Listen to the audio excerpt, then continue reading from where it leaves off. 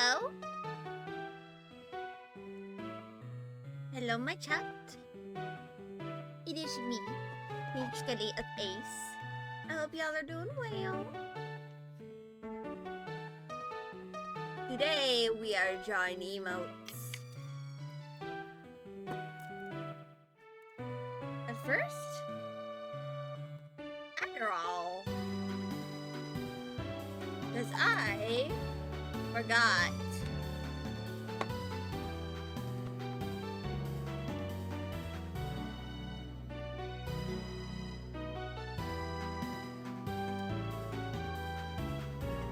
Anyway.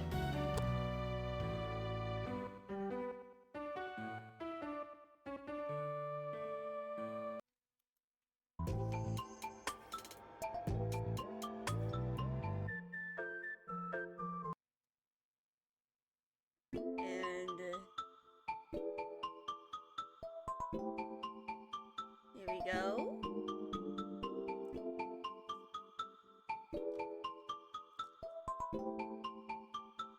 So, to explain what we're doing today, it's emote work. I have to do emotes.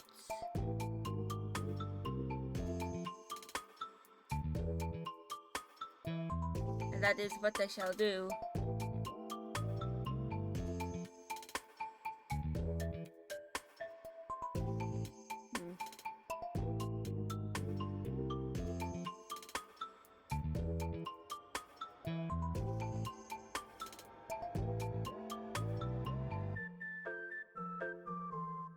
But yeah, that is what I do.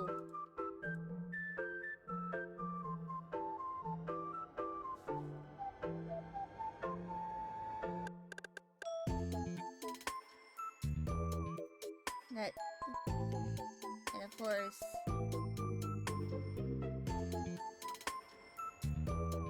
I just want to make sure I have this emote finished.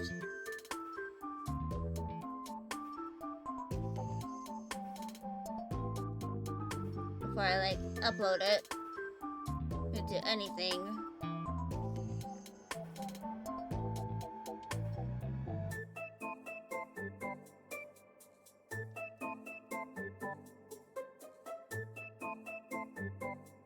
To the Discord.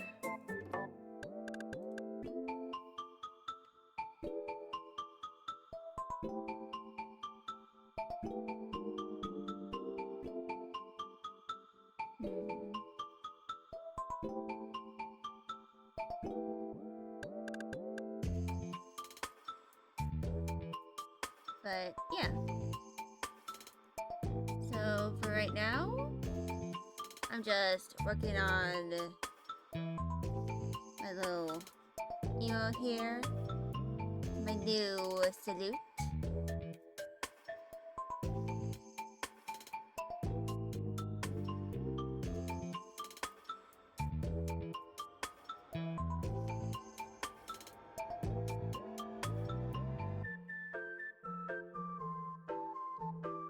But yeah. This is just gonna be me working on some emotes and maybe drawing a pitiful wet beast. You'll find out what the pitiful wet beast is all about eventually. If I ever get around to it.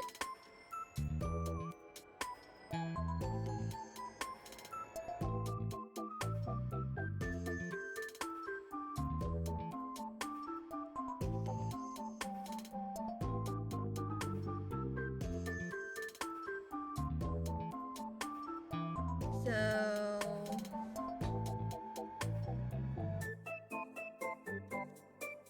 I think I'm going to add the pupils.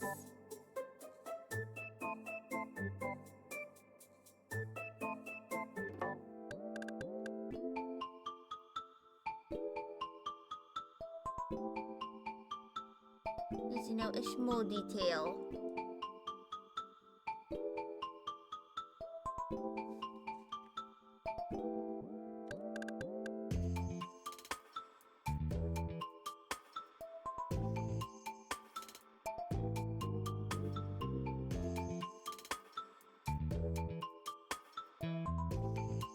But yeah,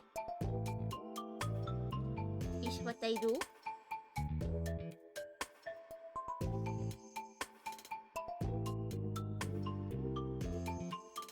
I'm gonna get rid of the blur tool down here.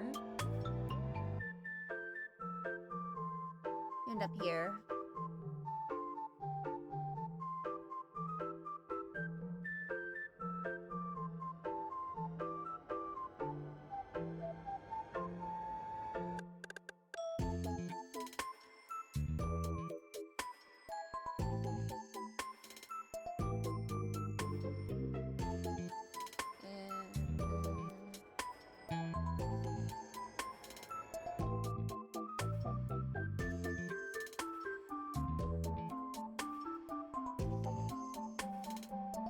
There we go.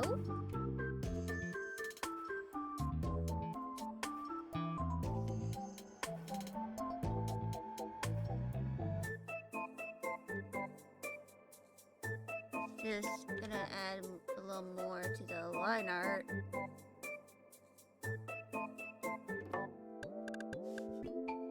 Over here.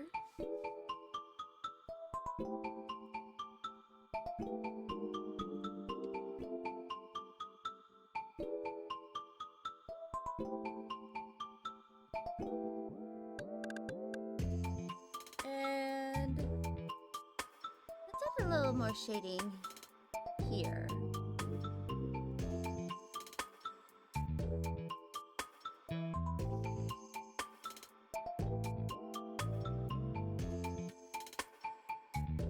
And of course, a little over here.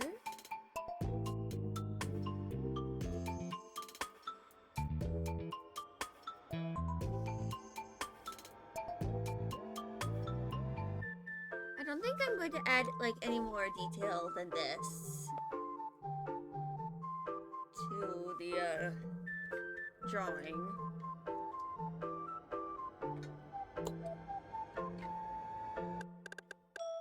So, PNG.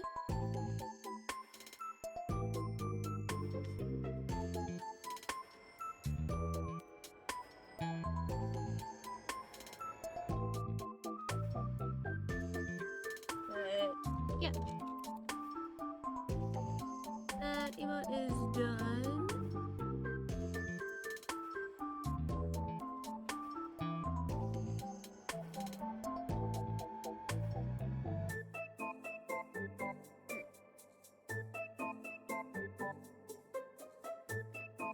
But yeah.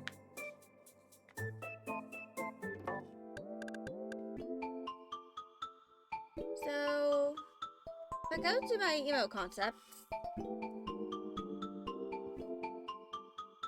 I have done 4 out of a bunch of these.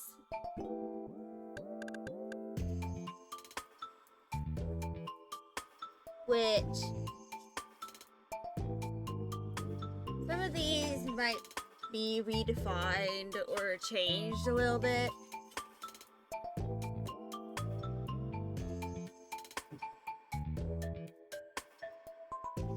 But of course, I'm probably going to be working on this, the middle finger emote, and this, which is a sob. And maybe, like, try and block out the bongo.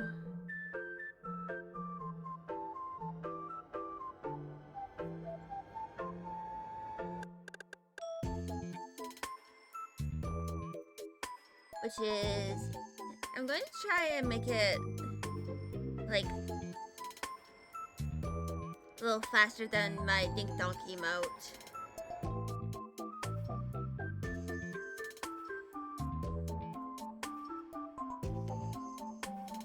But for now, I'm going to VSO, copy, new,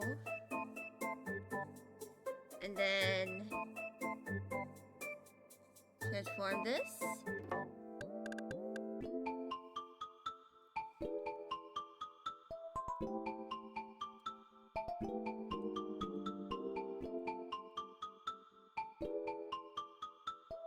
And now...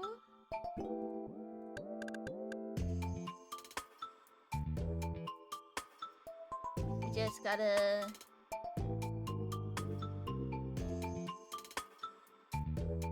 start working on this.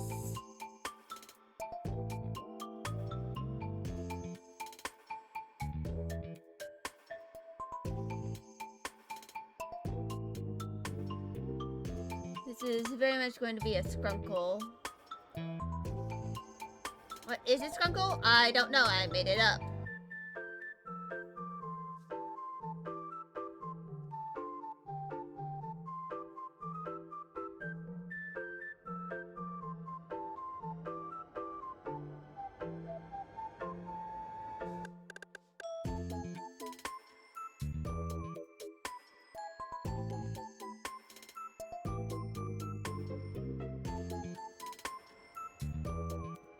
But yeah. It's squinky.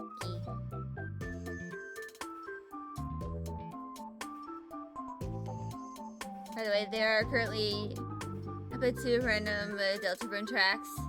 Y'all heard Thrash Machine earlier. But that's not the only one. There is another that's from Chapter 3.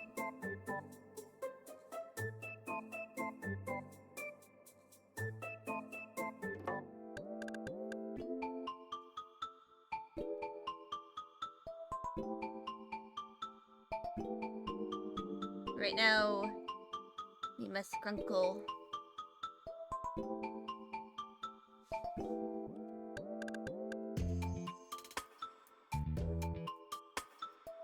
We must squinkle.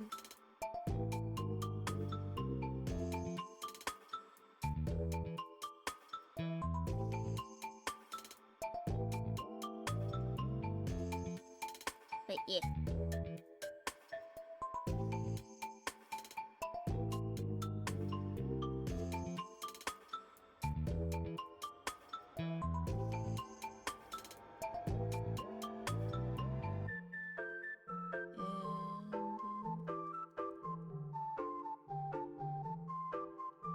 There we go.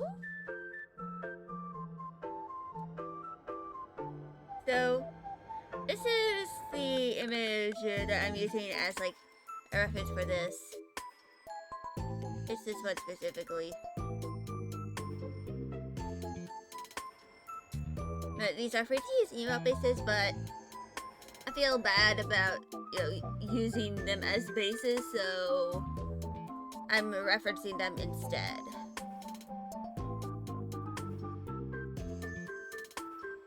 It feels a little better for me to, like, use them as references anyway. Because I can still know how to do it. And also... I don't feel bad about tracing something even though it is technically free.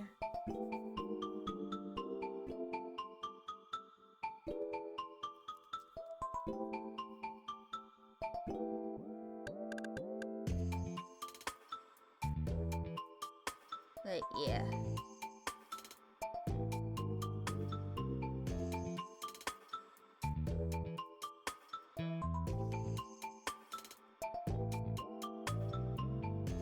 And let's grab our little feature.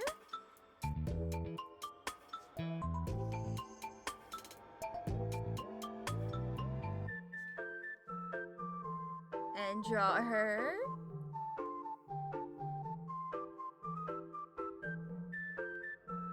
Just scrunkle her up.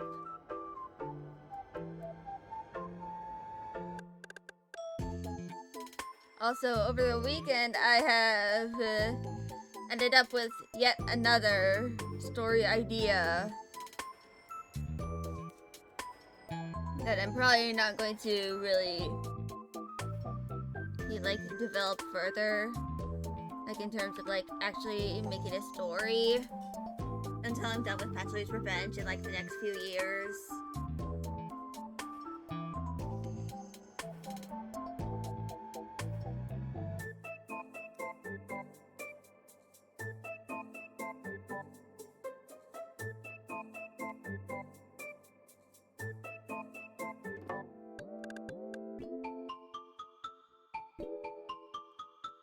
But yeah.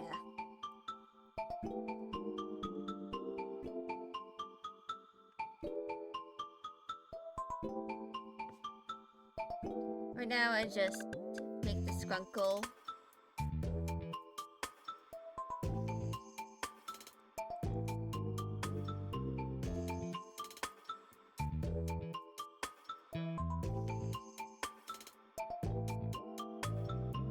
I really need to make a 3D asset of Ashlyn's horns.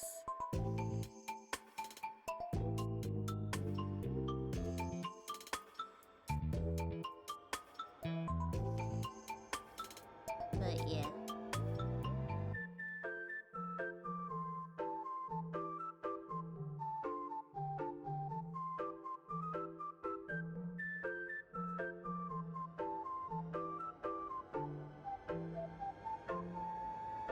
Just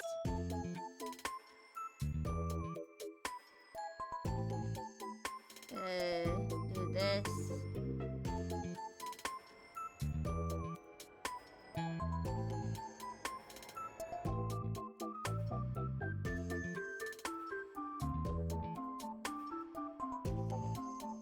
So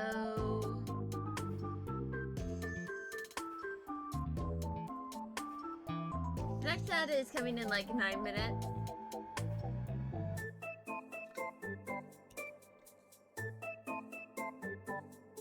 So once that happens, I'll probably like take a small break. You'll get up and walk around. Make sure I do some stuff.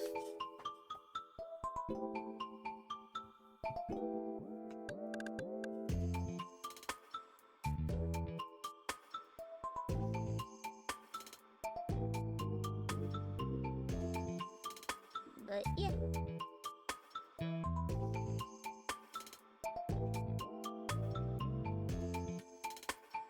So I'm going to save this as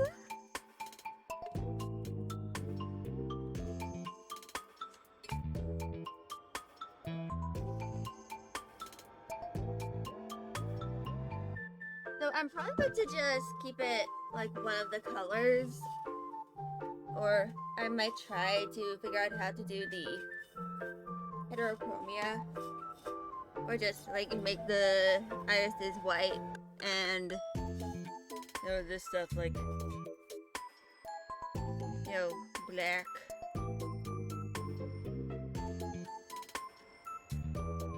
So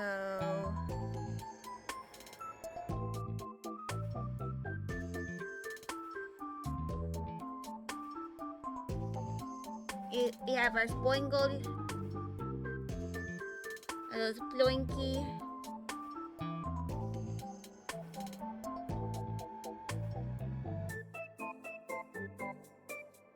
And the very first thing I'm going to do the liner of is the tears.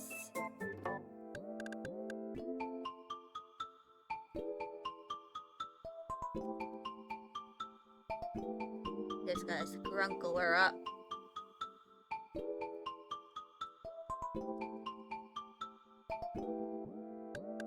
And yes, I'm not making this symmetrical because it's just... it feels better, a little more emotive if it's, completely asymmetrical.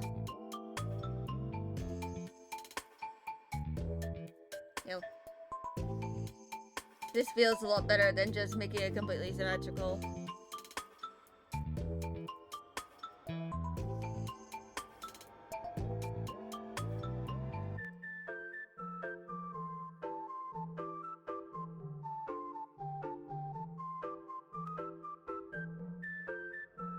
But I'm gonna move this up.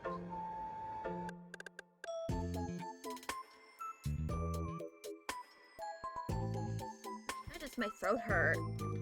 Why did it hurt?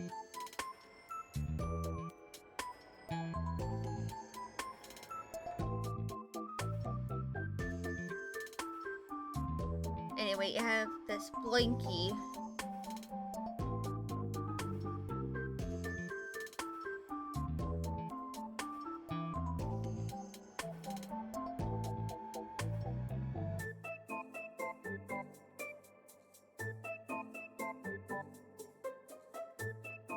and erase what won't be shown. Accidental tangent, but I can fix it.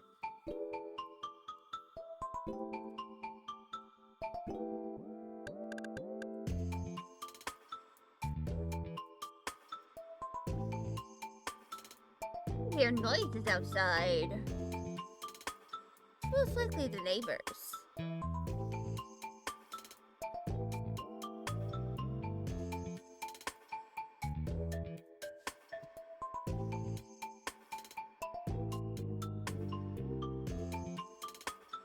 But yeah.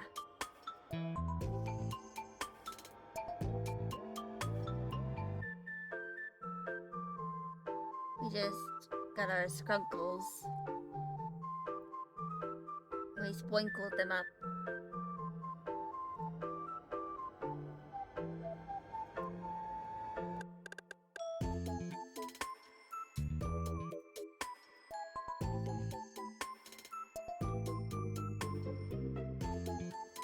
I wish I could describe what the hell I'm saying to like those who have no context as to who I am. But I don't think I can.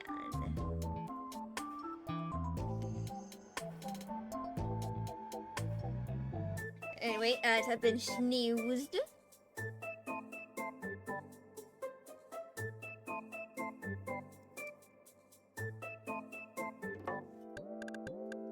And I'm gonna try and finish this line art before going to ad break.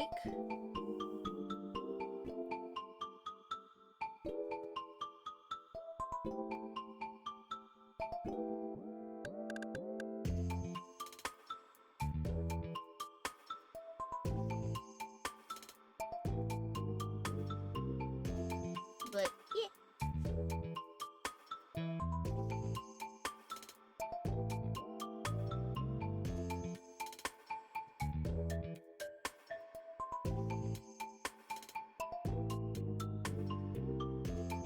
I really need to start learning music theory.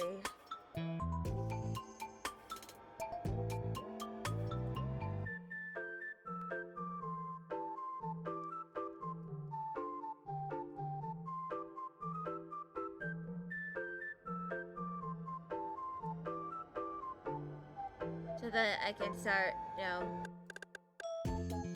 messing around in One Bit Dragon and eventually FL Studio.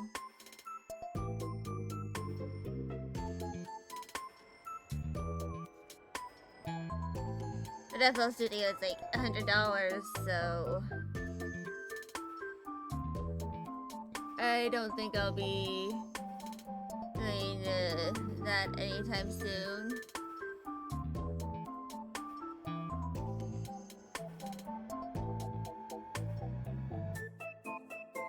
For anyone wondering, Skelly, what are you going to do in One Bit Dragon while you wait to eventually get FL Studio? Learn how to make music! It's why I even got a One Bit Dragon in the first place. Anyway, transfer.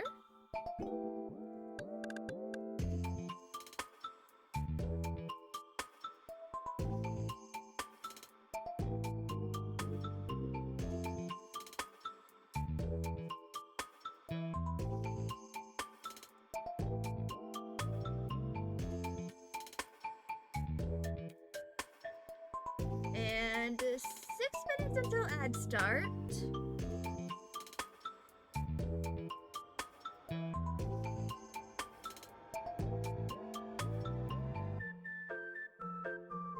And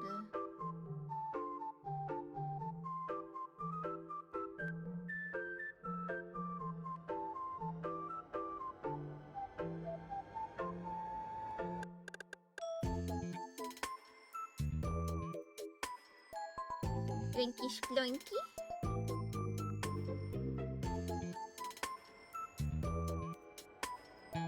And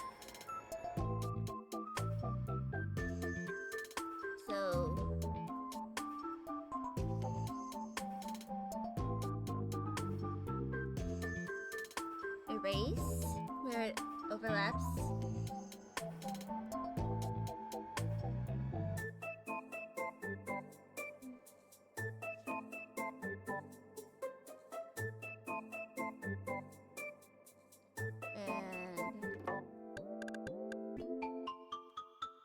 And here we go.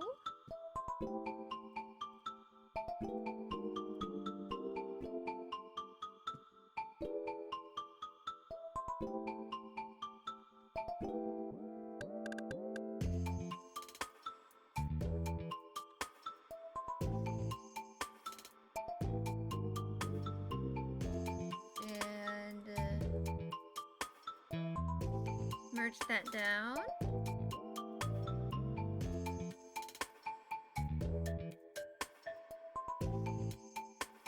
So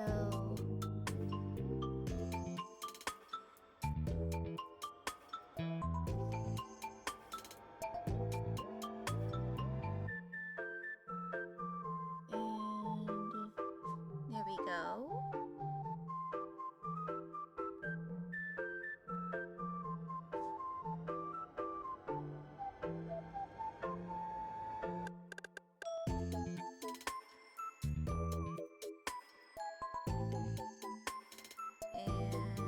And there we go.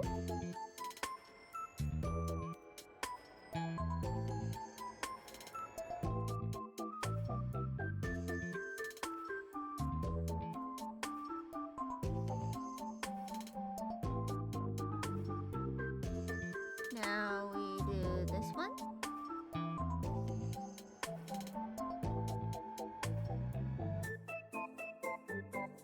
We do the yoinky sploinky.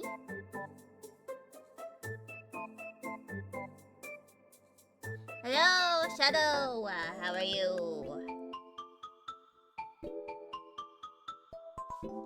I'm just making a skunkle. A splunkle, even. I don't know, words. They're hard.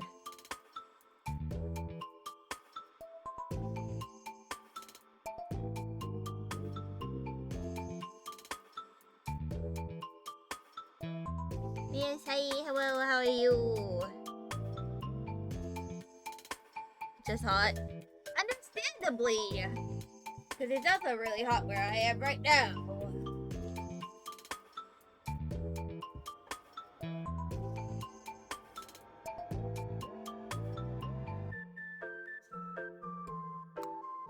As it turns out, I forgot this.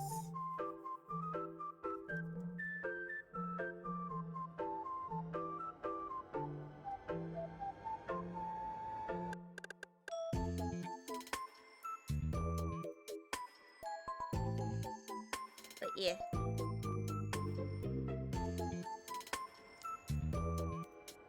Same here.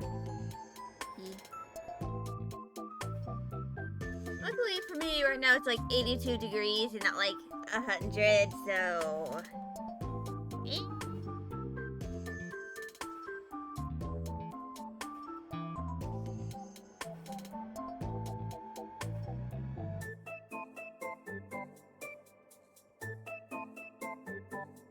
yeah.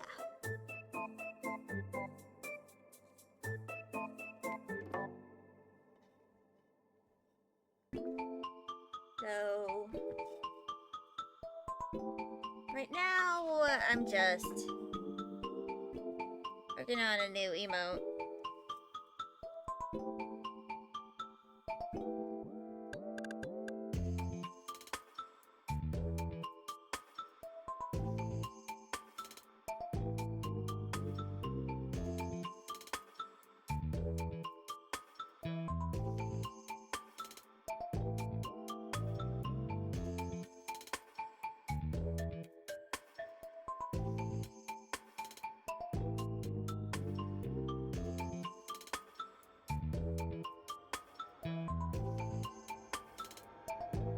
But yeah. Anything new with me? Not really, other than just kicking my brother's butt in Just Dance. And him getting really salty about it.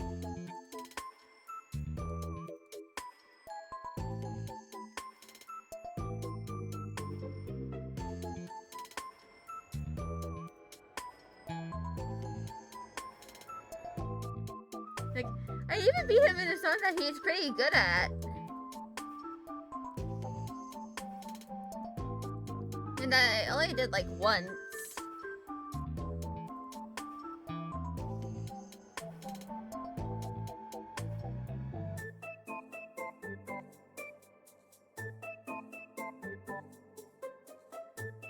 Yeah, that's fine. Yeah.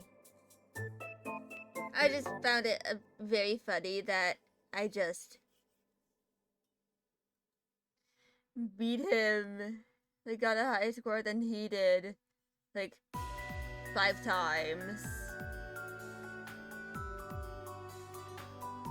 In a row, by the way.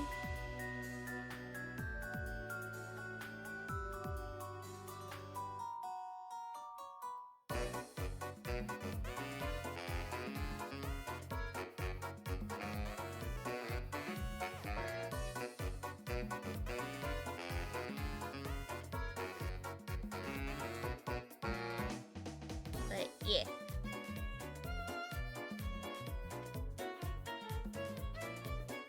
And ads are happening. So we just gotta wait for them to end.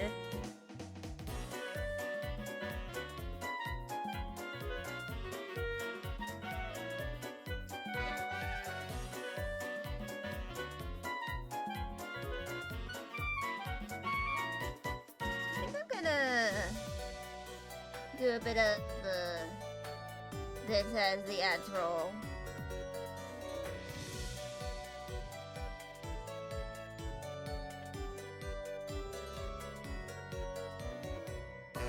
And bam bam.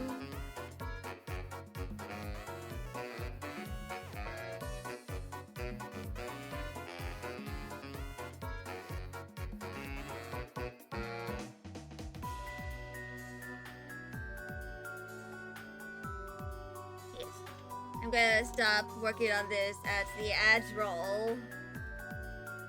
For like another 2 minutes.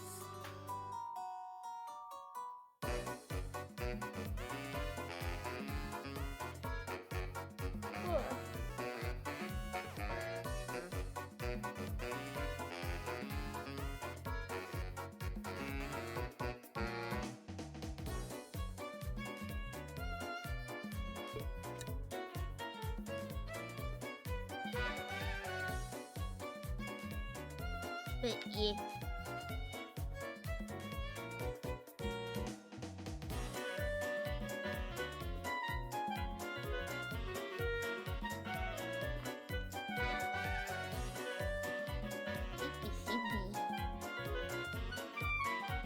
I'm gonna stretch a little bit.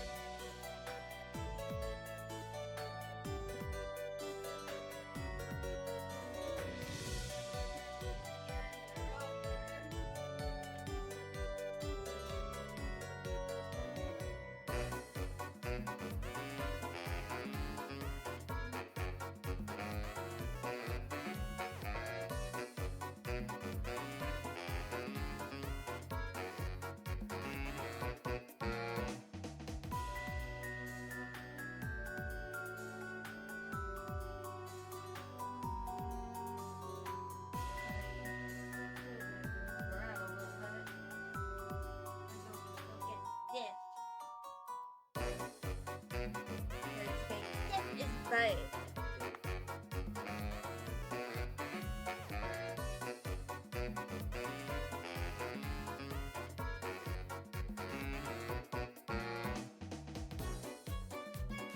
And ads are ending soon. Oh, ads are over. Welcome back, my chat from the ads.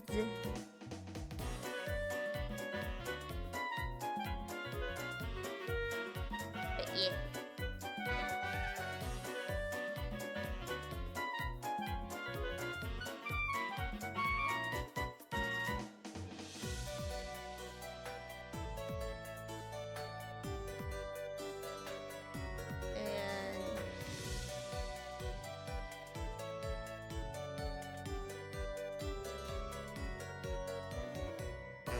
Of course, I'm also going to make the divide a little wonky.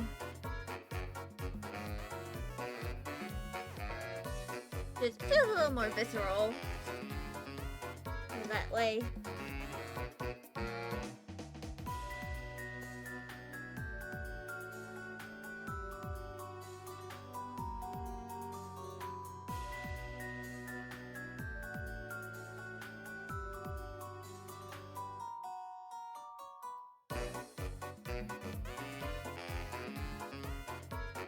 There we go.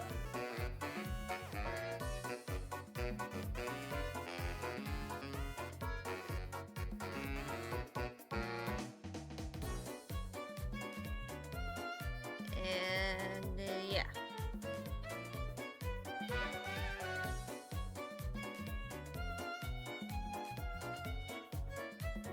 So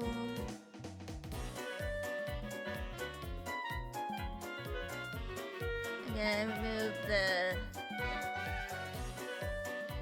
lines from there.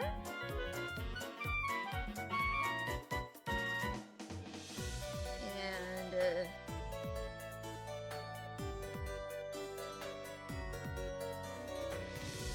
God fucking damn it. Alright.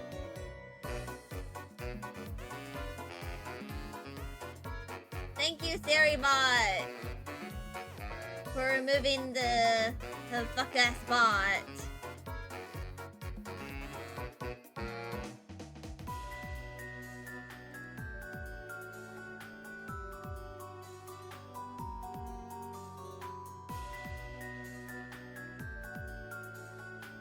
But yeah.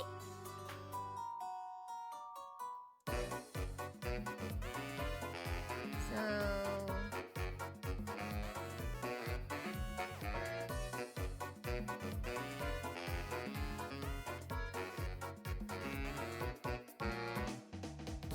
I'm going to keep this pretty simple when it comes to like all of the lines as in shading and stuff.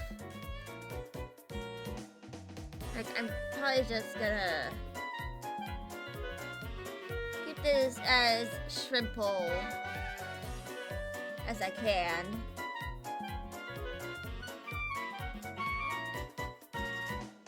Because this is meant to be more of a scrunkly kind of emote.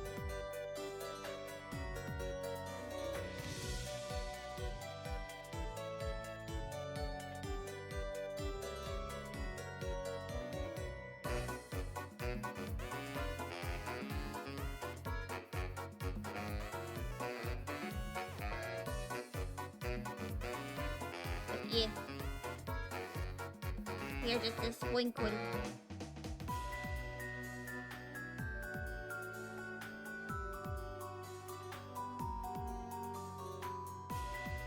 Of course I could always make a variation of this with, you know, the meow pokes, but I feel like it's a little funnier if I just have it be my VTuber.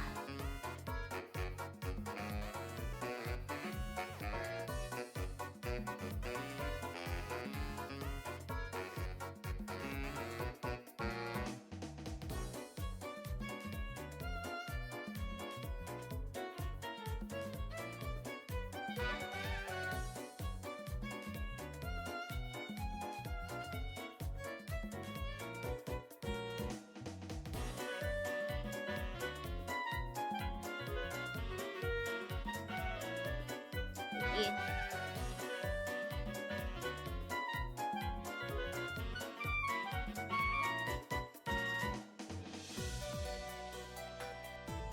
So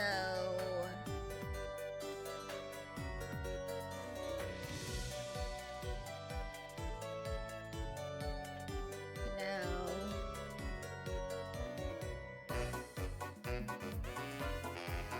here we go. Twinkie Splinky.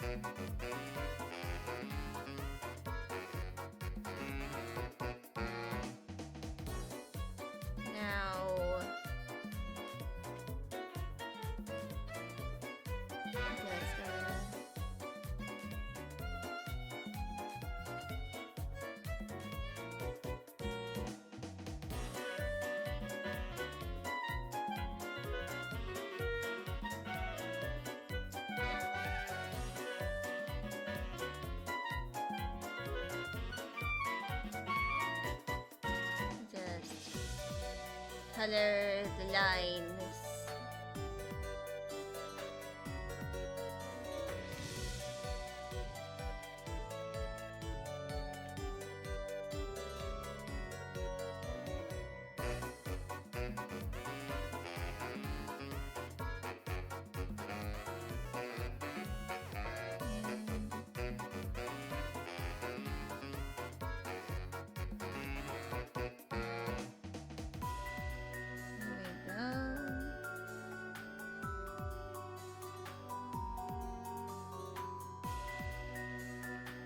Monkey splunky.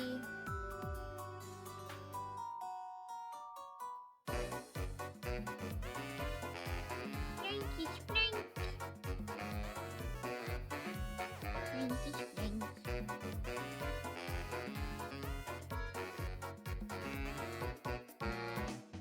So yes, Ashlyn has become creature.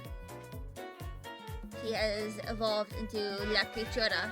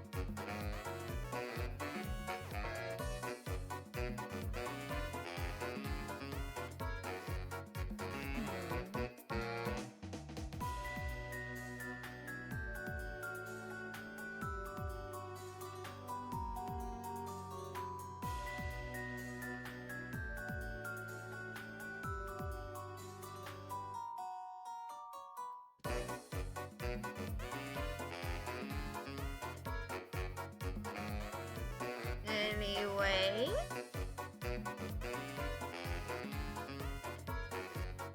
Shading.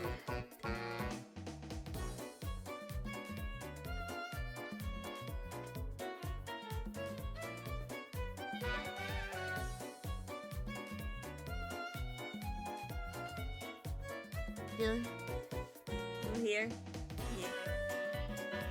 Indeed. I will.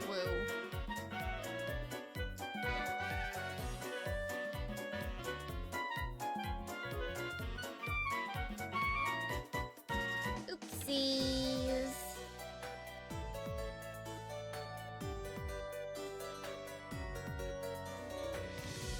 Also, some time ago, I think I clenched my jaw too hard when I was asleep, and now my teeth hurt.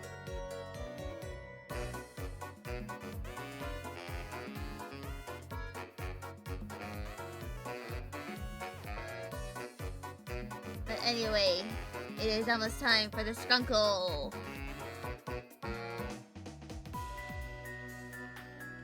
I might not do too many highlights and stuff.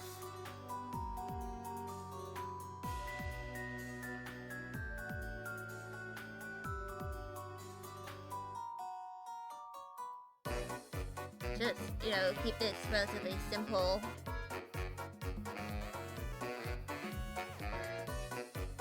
Maybe I should increase the opacity. Yeah.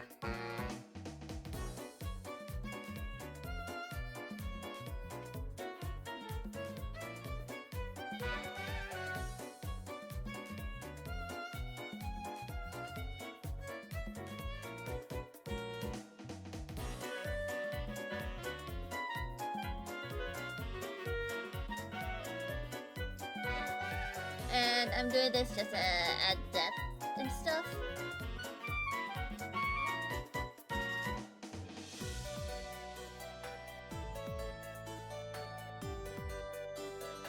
To the sprinkle.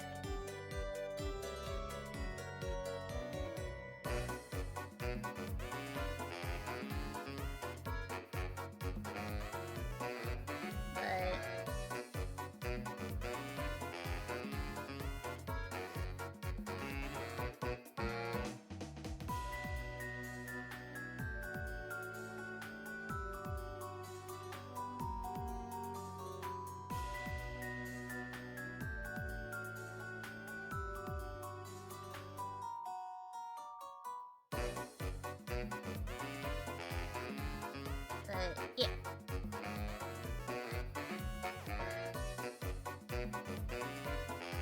We just do this.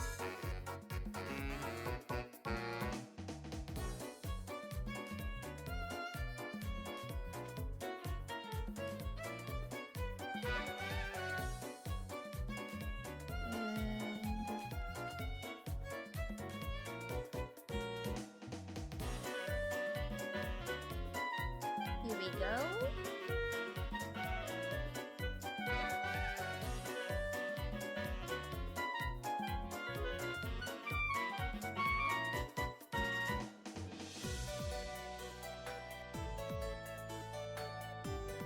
Also, I know I could always just omit any shading and stuff and just have the line to be colored, but I want to add detail where I can.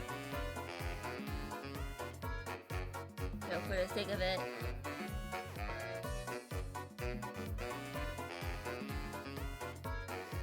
And if I have time, I can draw my soppy wet beast. And what in the world is the soppy wet beast? You'll find out eventually.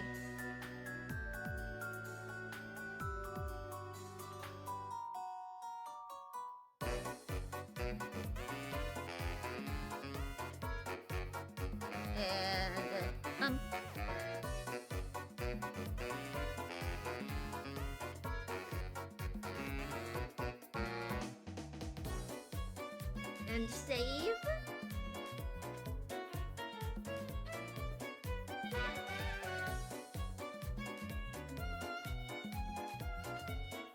Yes, Storybot added block term cheap viewers.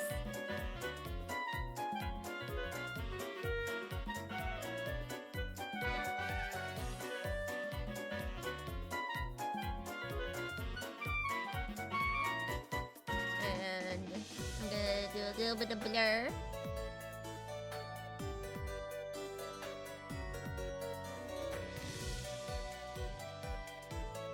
Over here.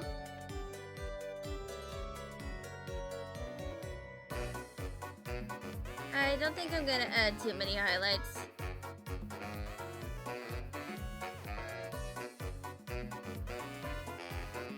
Add glow. 50%.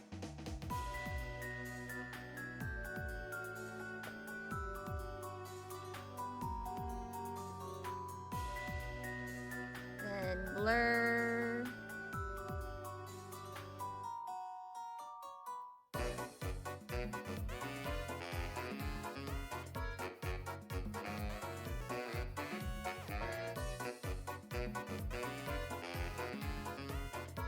I think it's just going to be that and a little bit of rim lighting.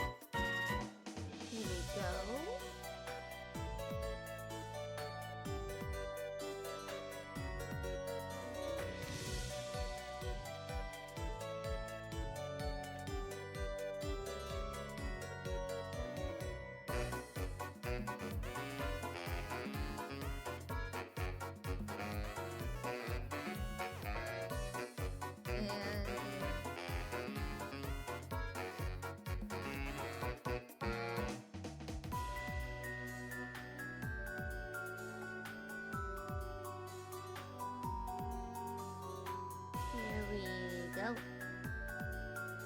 Just blur.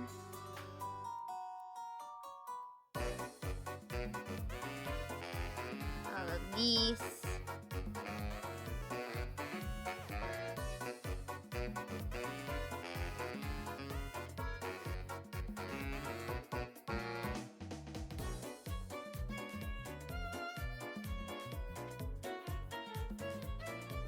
I think this is good.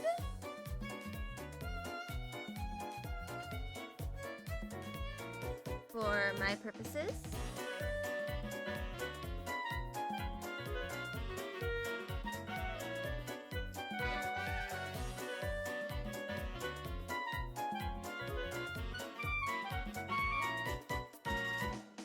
Also, Lurk emote is finally out of pending jail. So y'all could just do that if you are lurking.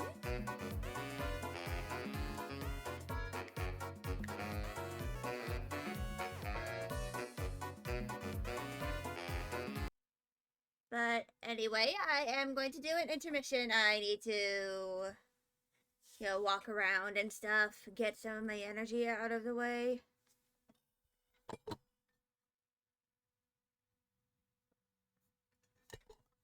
Feel free to walk around and do stuff too. If you need to use the bathroom, go use the bathroom. Or if you need to get something to eat, get something to eat. I'll be here in a few minutes.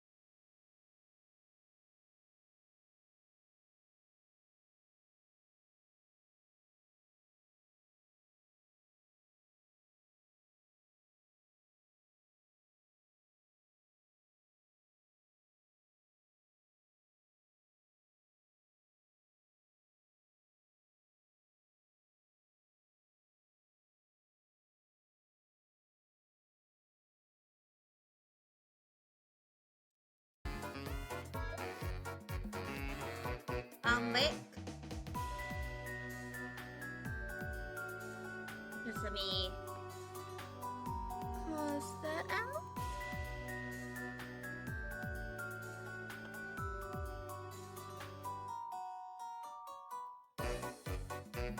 And yeah. So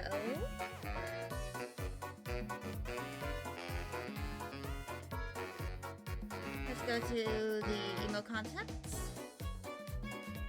And this one is complete. How I feel like I expended some of my energy by doing like 5 jumping jacks.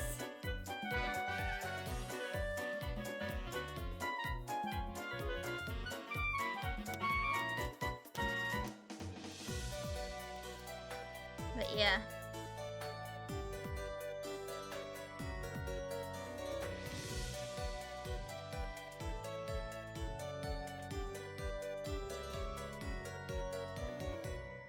I'm actually going to do something a little different now.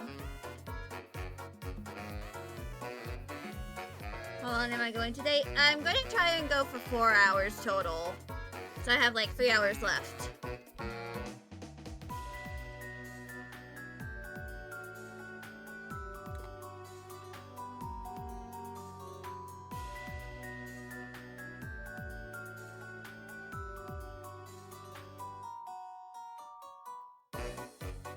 That's usually how long I try to go for anyway.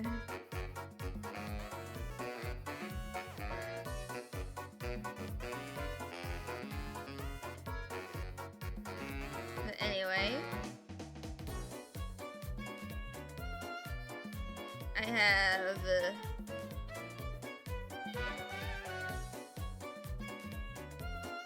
few P-crews that I made over the weekend.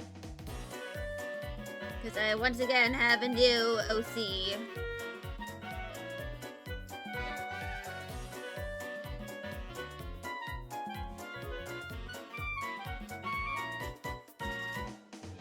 So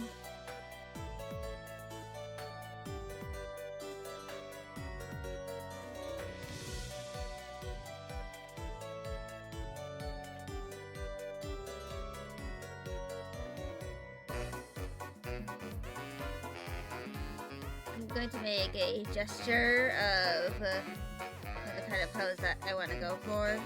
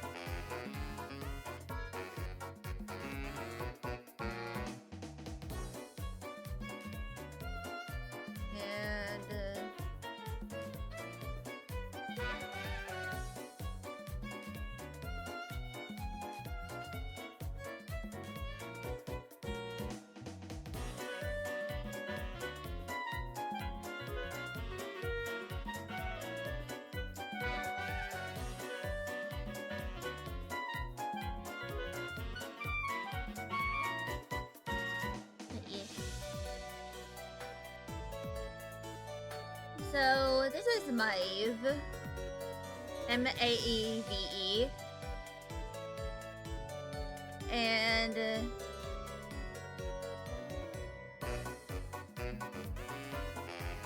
she is someone with a bit complicated lore.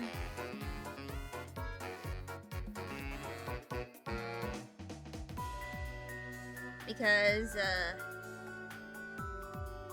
I'm still not fully sure what kind of genre that she is, you know, her story is meant to, should be. Like, it's probably going to be a bit of a combination of sci-fi and fantasy.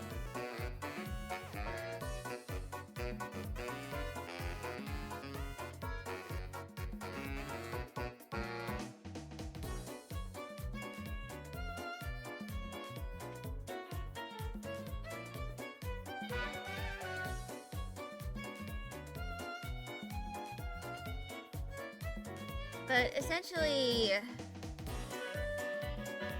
I actually have a bit of her story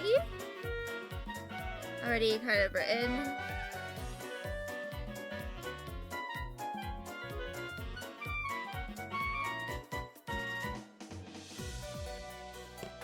But she is essentially the daughter of a corrupt leader. You know, kind of like Patchouli, but instead of the corrupt leader being the mother, the corrupt leader is the father. So she shares some similarities to Patchouli. But kind of like, if Patchouli wasn't able to, you know, run away and join that church, and if she was like, you know, stuck there,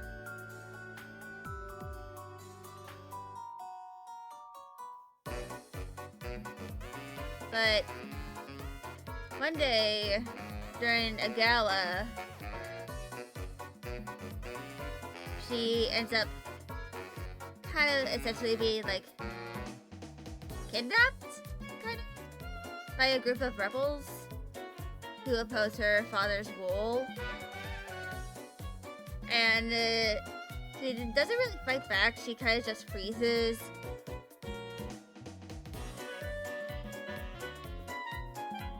But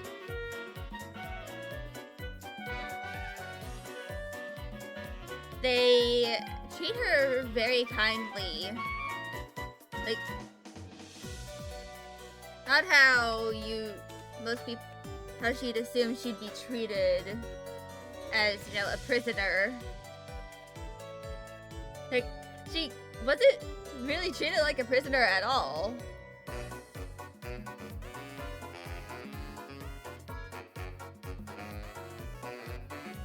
And like, they would frequently ask her if she was okay with certain things.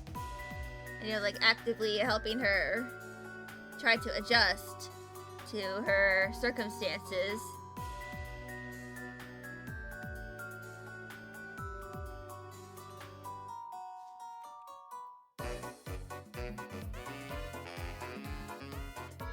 But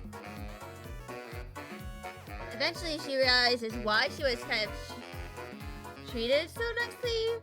And that's because the leader of the rebels, like their actual leader, like the leader of the resistance, is her mom, who was declared dead a long time ago.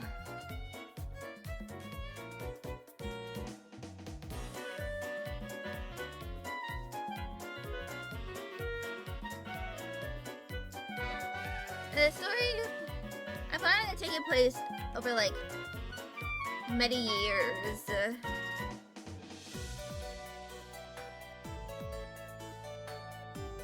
Where Maeve kind of develops from being like insecure and like not used to having her own autonomy, because almost every single decision was made for her, even if she wanted to make her own decisions. Which is why she doesn't really fight back. Into, you know, a confident woman who physically has changed too.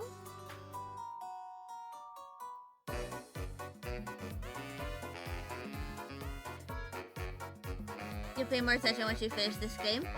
Okay, understandable. But essentially her evolution is like very unconfident girl to I'm gonna have to repeat all that, yeah.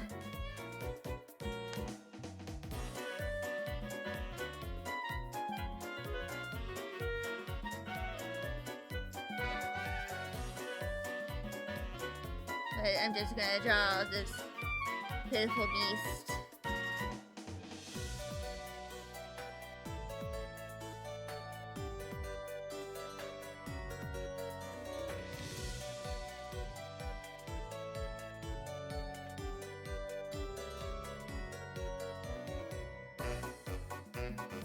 Just tell me when you're done and I'll, you know, tell the story from the top.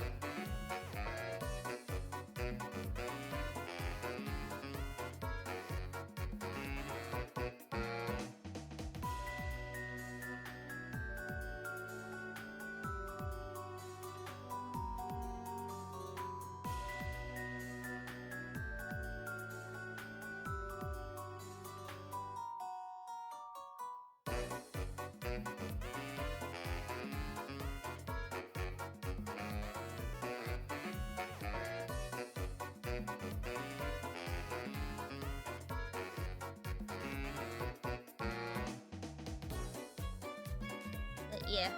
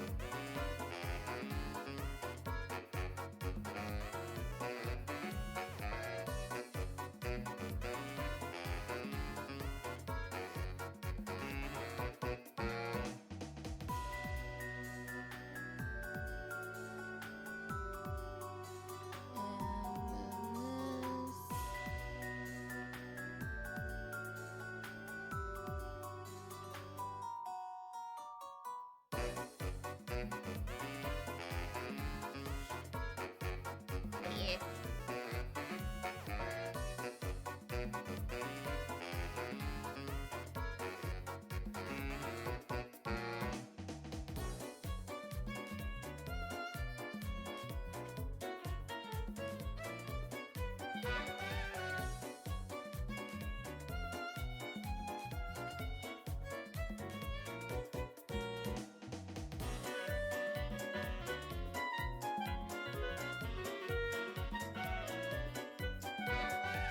And there we go.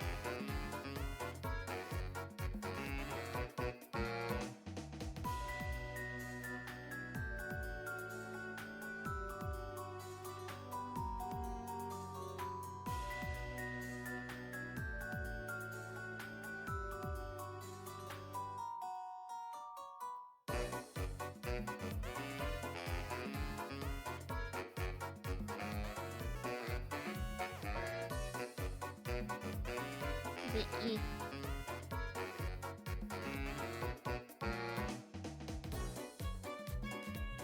So, yeah.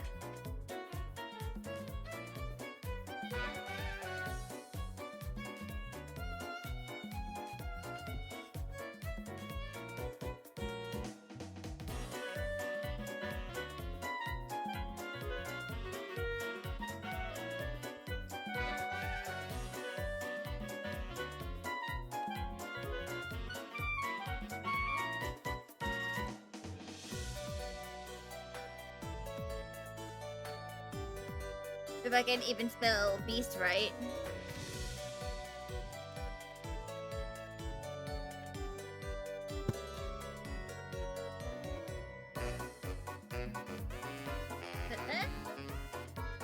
She kind of goes through a lot of changes, including physically.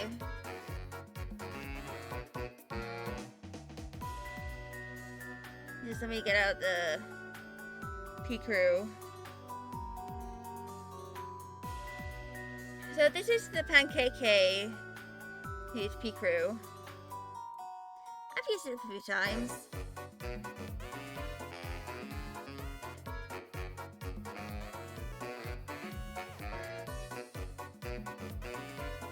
But essentially, the concept for, the story of Maeve is that it's kind of like a gradual character development that shows physically.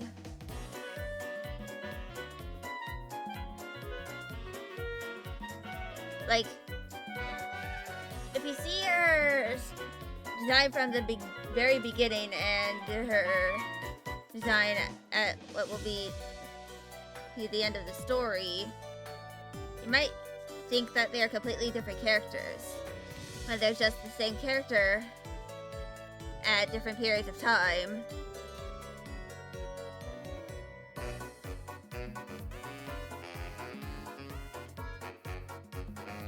And I kind of wanted to do something on the lines of the reverse of what some movies do, where the, alt or like goth girl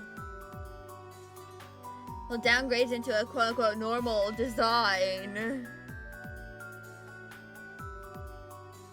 So I wanted to kind of like do the opposite of that.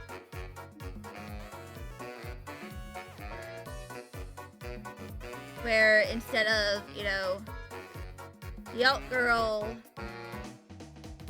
will changing into a more normal girl design that is significantly more boring, and that being considered an upgrade to instead a more gradual change of character, where she progressively gets a little more alternate in her style, and that being considered the physical aspect of her character development.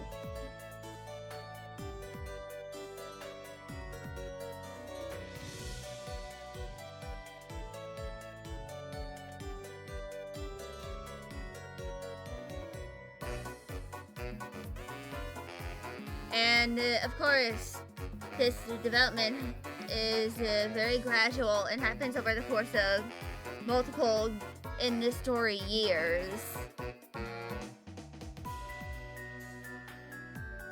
Because that kind of makes sense.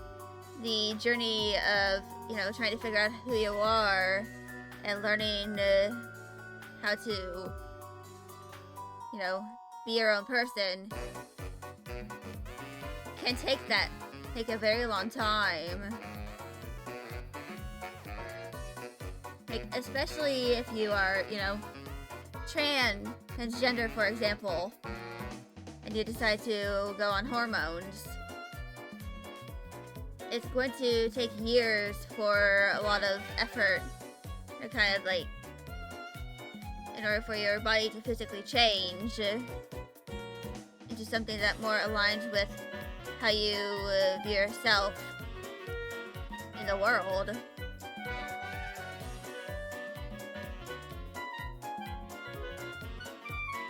So yes, Maya can be considered an allegory or a metaphor for transitioning. Because that is kind of, the point of her character arc. Like, even though it takes a long time for her to get to a point where she is no longer a shy person. Yeah, serious topics. Yeah. Like, eventually, she is able to improve her mental health by becoming someone she chooses to be, in defiance of her own father.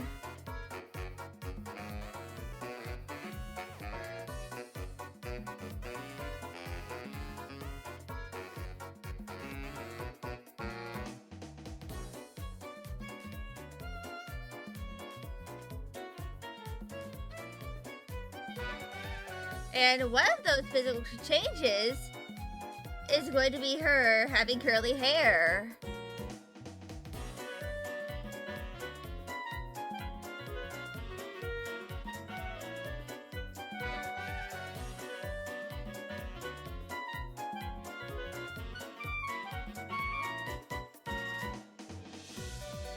Which, this is, for those of y'all who know about My Little Pony Friendship is Magic, you know about, Pinkie Pie having that scene where she has, like, straight hair and is, like, really depressed and stuff, and then eventually goes back to being bubbly with her, super curly hair. You probably know what I'm talking about. Also, Friendship is Magic is apparently over a decade old now.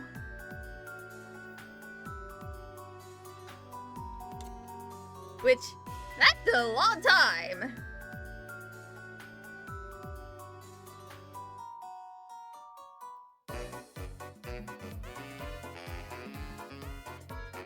And that show was my childhood.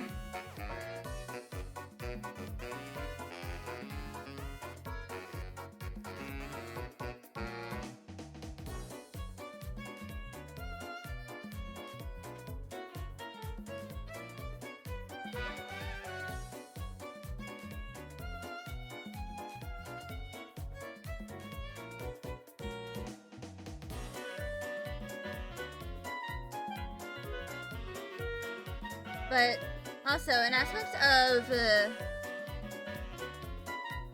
Maeve's story is going to be like this very slow burn romance.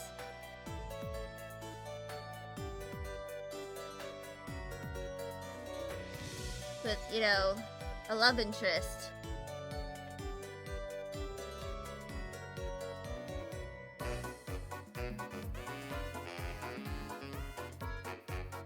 Which is going to, sort of happen throughout the years where Maeve kind of develops as a person. And he starts, the romance when she has progressed, like, developed further as a person. And kind of learns to break out of her own shell. With the help of the said love interest to, guide her. And, of course she probably gains feelings early on, but she knows that she probably isn't in a mental state to really pursue romance until, like, around the end of the story where they realize their relationship. That and I kind of want her romance to start off with a friendship and camaraderie. Something along those lines.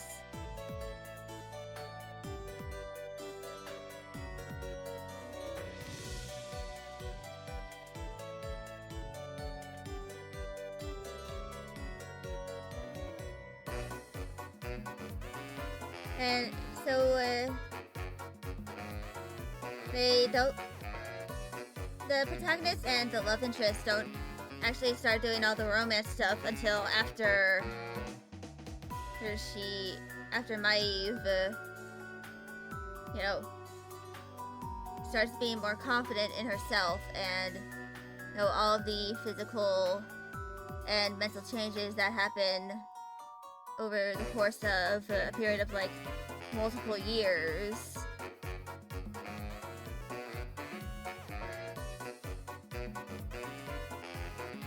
As Maeve learns to be more confident in herself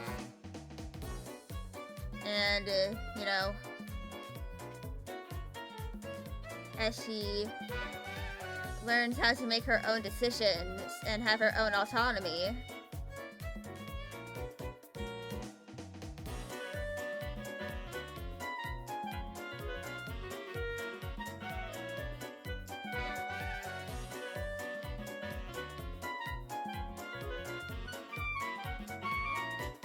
And of course, it kind of, like, all of the changes that physically happen correlate to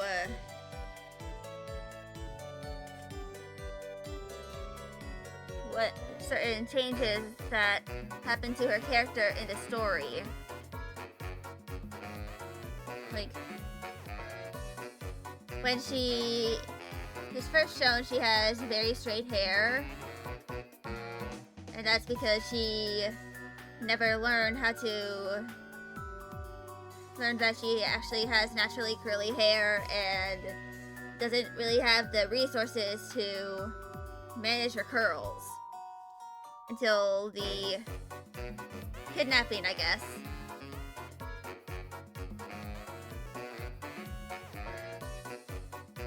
And then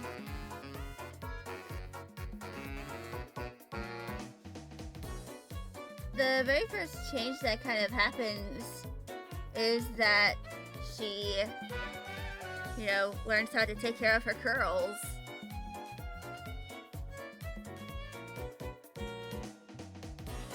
Like, that's the very first thing that, she learns how to do. Like, long before she starts, experimenting with her fashion choices, now that she has the ability to choose what she can, wear without needing the approval of anyone in her life. Except for herself.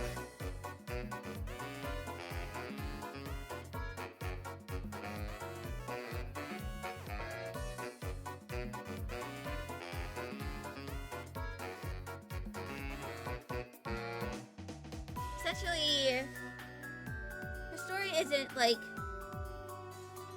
all the development happens at once. Her development happens over the course of many years, as she kind of learns how to,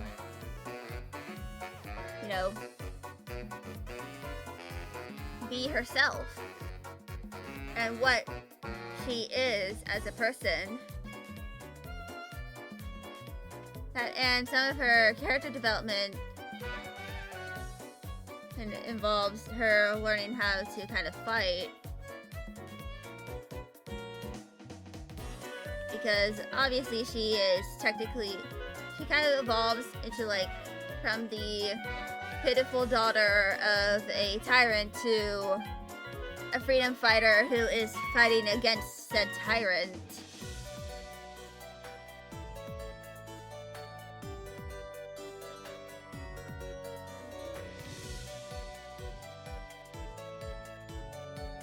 And she slowly learns how to, defend herself with, various kinds of weaponry.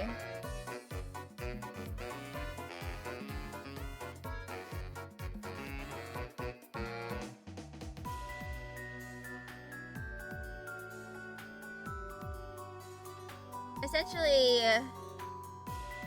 as she physically changes, she changes internally, gains more confidence.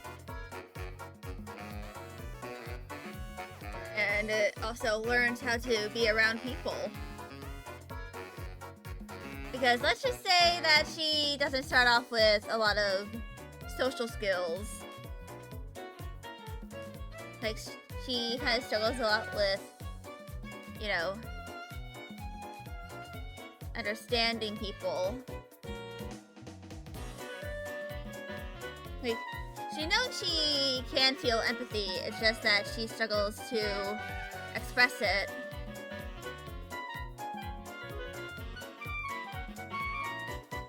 In a way that feels natural.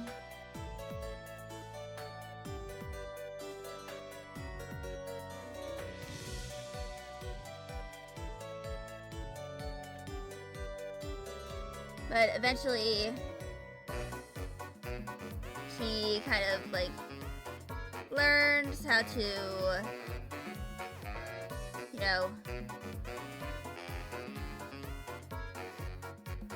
embrace her own identity and create one.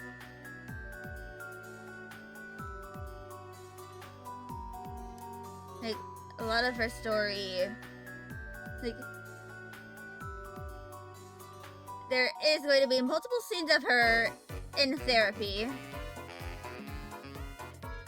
Because her mother, the leader of, the resistance, is just like, she kind of anticipates that any of the newer, like, people who end up joining the resistance or seeking refuge with the resistance, they're probably going to be at least a little bit traumatized. So there are several people who are experiencing, therapy. And ads have just started. Just as I was yapping. Shit, that was a new tab. I forgot.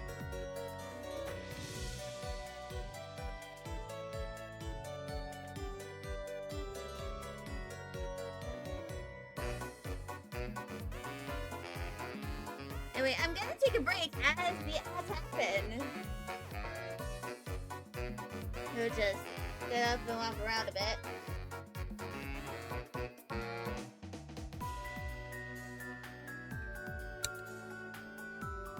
But yeah. This is just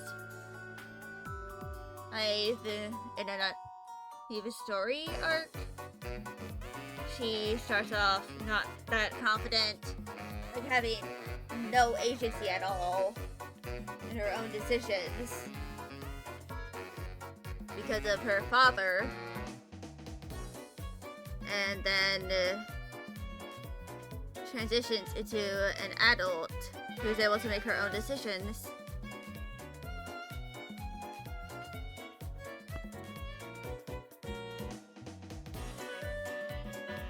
But yeah. As I halfway through, so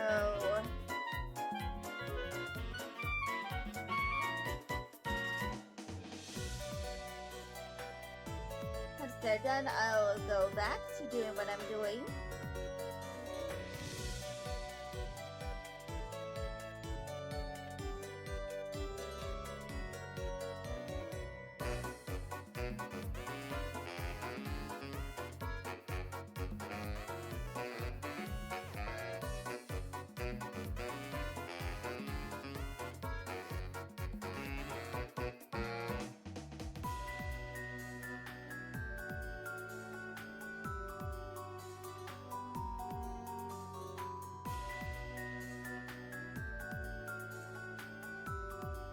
So, half a minute.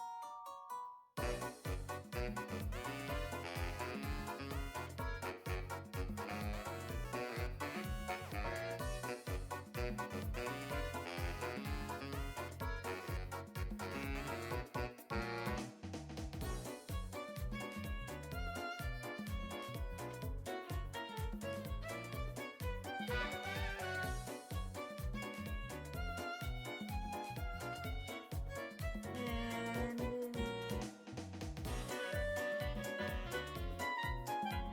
ads are over.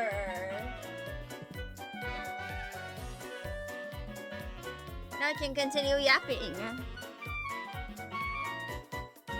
about this character of mine.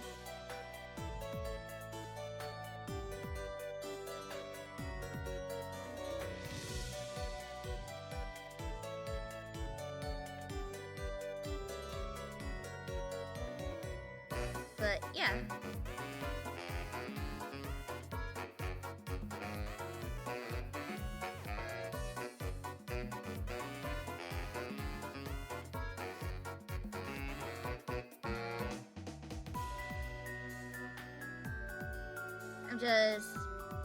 I don't think I'm going to actually write this story for another few years.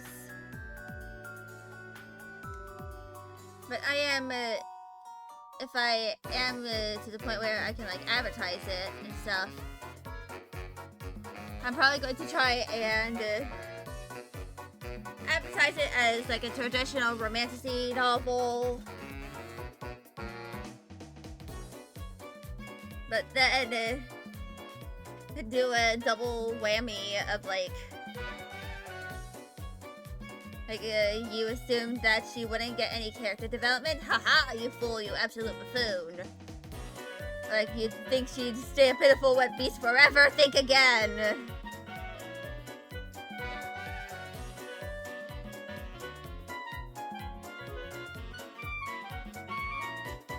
But yeah.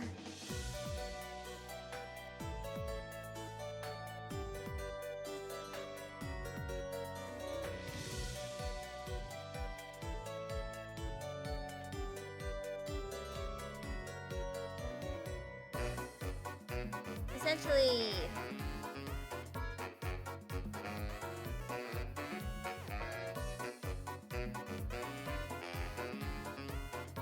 it's just, I'm going to be slightly deceptive in the marketing for this novel if that ever happens.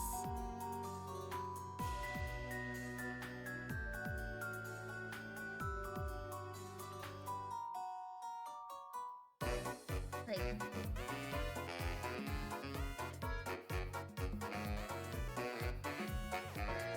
no.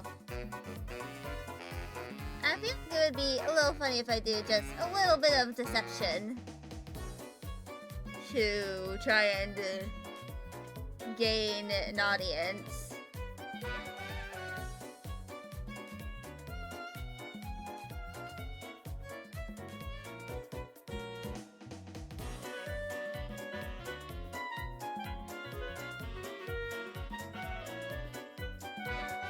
And I might make two variations of the cover.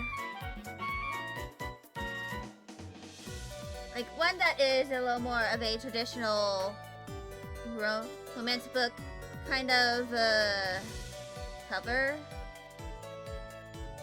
And another that is, you know, one that I make with my own style. That kind of like shows the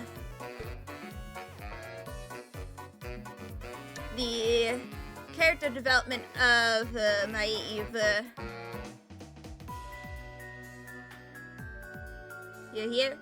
What? Back for me at jail? Yeah. But I'm kind of, if I ever, you know, actually make this story, it's probably going to be like a way for me to, you know, experiment more with my style and learn certain things. Because, fun fact, the love interest I plan on making into an amputee. Why? Because I can.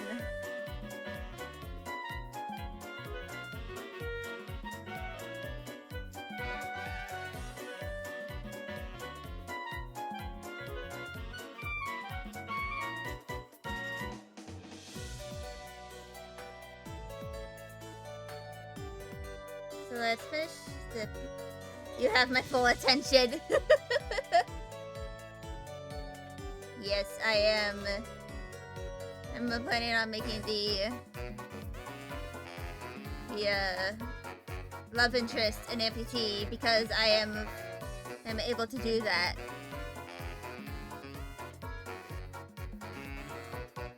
That and, you know, I feel like it would be a little interesting to kind of like have a love interest who is disabled in some way or another.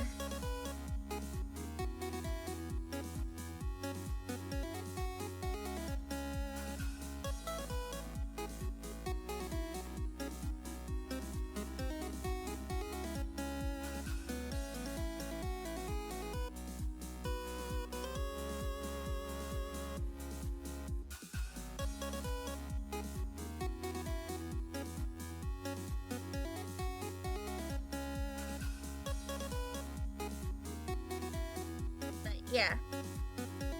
And I feel like I'm probably going to like make it kind of obvious from the beginning that what was I talking about? I was just mentioning I wanted to make the love interest an amputee just because I can.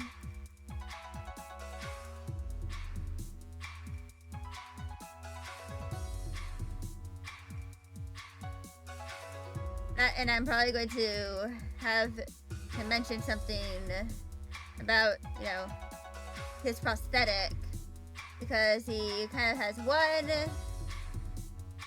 and where it's like a little more normal looking. Like, it's still able to move, but it's not like super duper hyper realistic. It's because it still makes those whirly noises of a machine.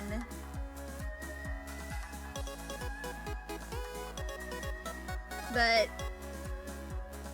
he probably comments something like I'm not a big fan of this prosthetic, because once I'm out of here, I'm changing it back to my normal one. Normal one being his, like, well, that kind of is a multi-tool one. And it's kind of like based off of Transformers.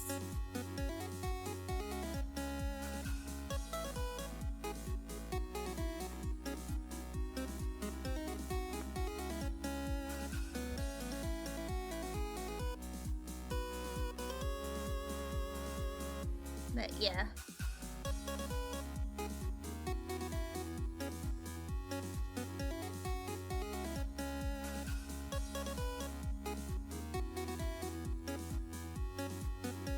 And I like to mention that the love interest is also like some kind of like shape-shifting monster creature.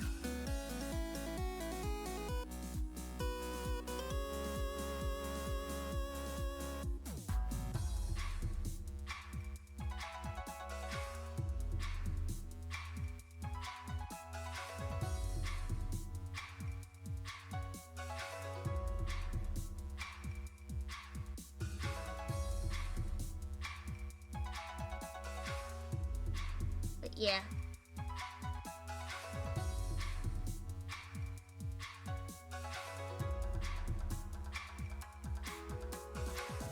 Of course, this is literally just me concepting out what Maeve can possibly look like. The only definite thing is, you know, her hair sort of, kind of. I will eventually make some sort of further concept of what her outfit is like and how she kind of changes over the years of the story.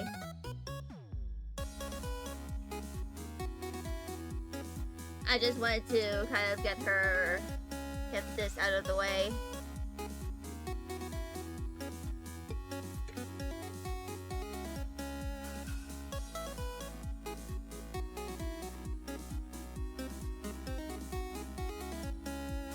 But yeah.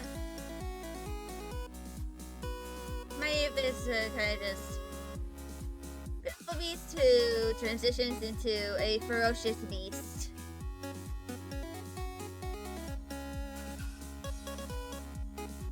I'm gonna move the provider.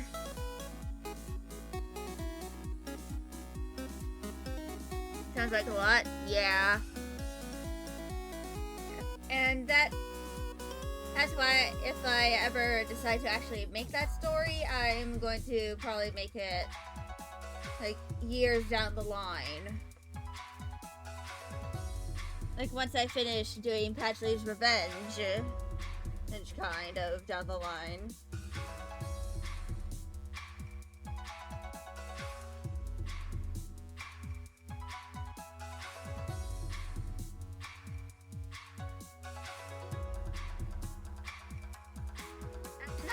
A bunch of different, you know, story ideas for what I can do.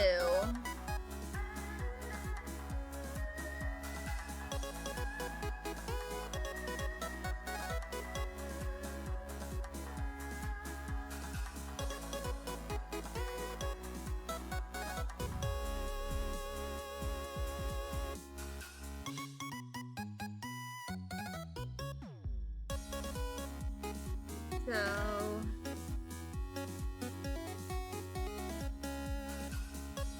comfy emote.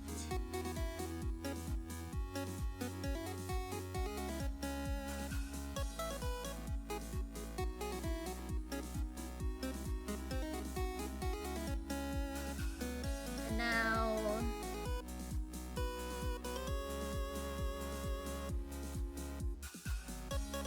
I just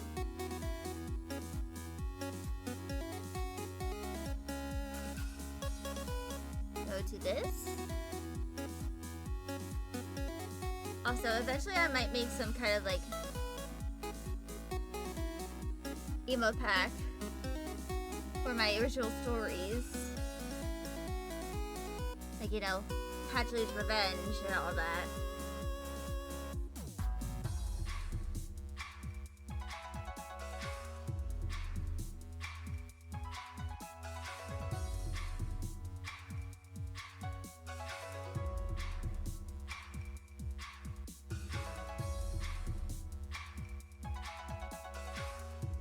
Which is, I already have some ideas as to what kind of emotes to do for Patch's Revenge.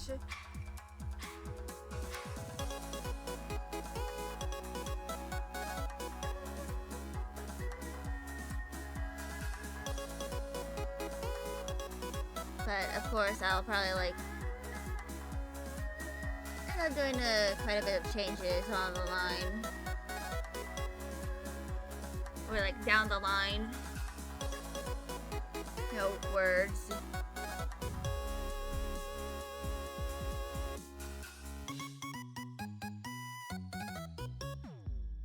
So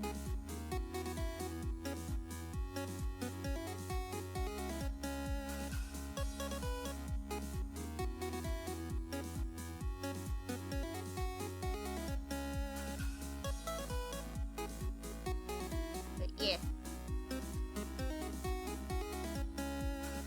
I'm probably gonna go do an intermission soon.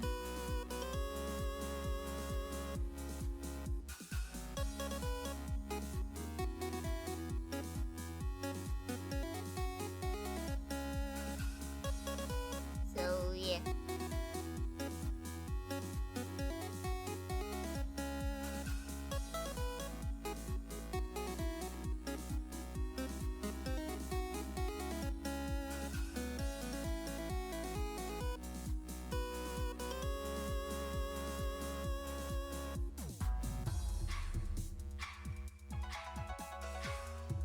How many am I gonna make? I'm not fully sure.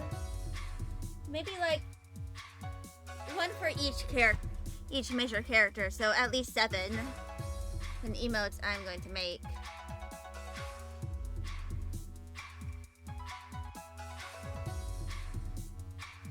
But anyway, I'm going to go use the bathroom. So I'll be back in like a few minutes. I shall be back.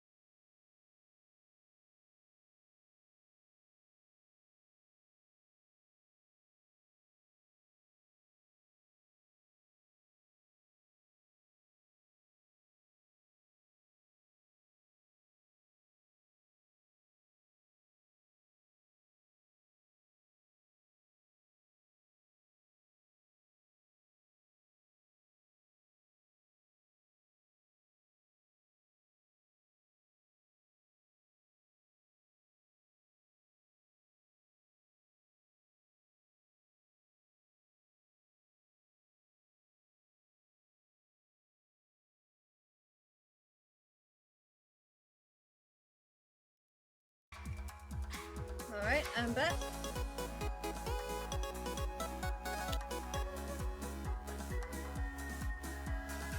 I had to use the bathroom. Sorry about that. But anyway, I accidentally bit my tongue, but it does.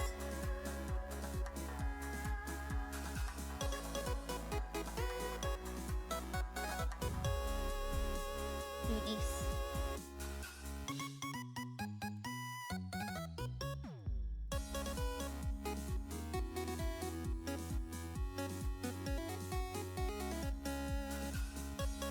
But yeah.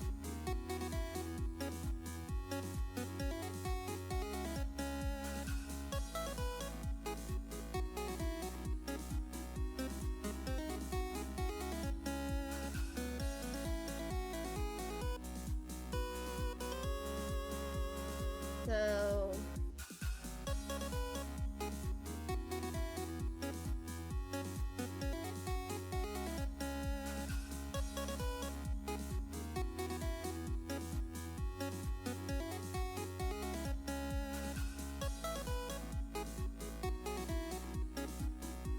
now here we go.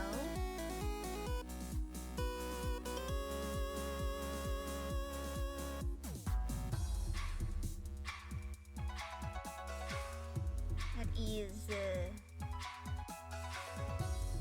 that.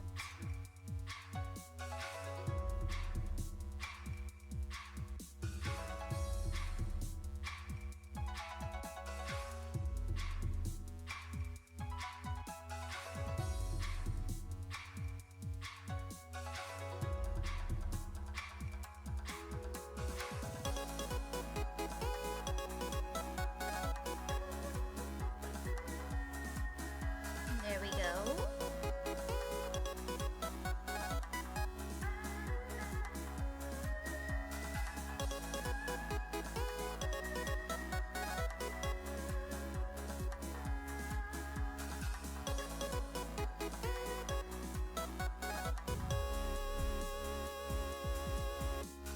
And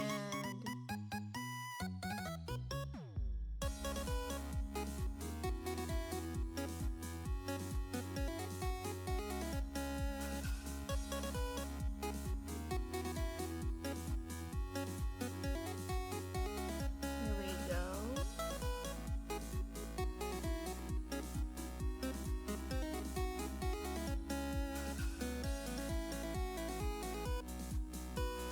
Now this. Also, on Thursday, I'm going to be working more on some reference sheets for more of the characters.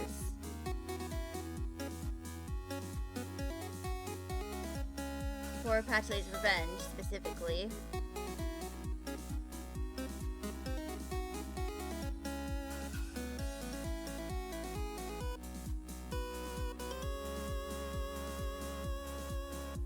I'm going to try and make a front-facing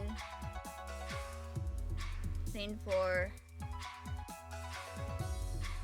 But basically, I'm planning on, for Thursday, I'm going to start making more reference sheets for the characters of Patchley's Revenge.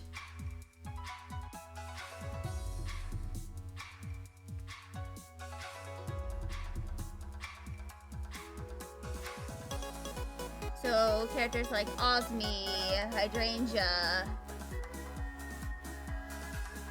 and I'm going to try and design some of the Fennel's siblings and, you know, just family members in general. So do I go over it? Yeah.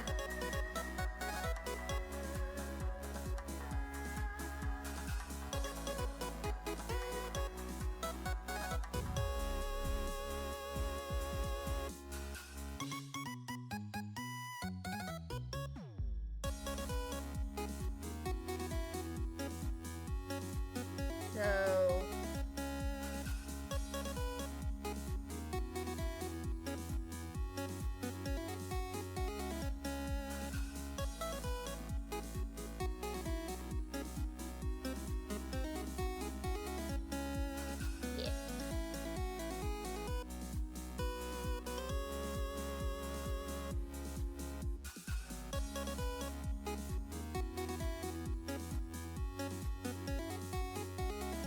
show some before and after on my art skills? Yeah.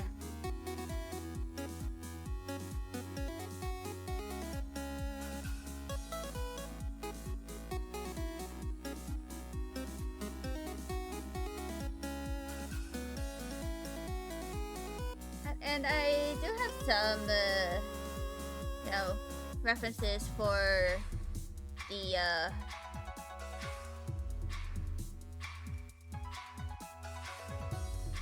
all of the, you know, for some of the characters' outfits.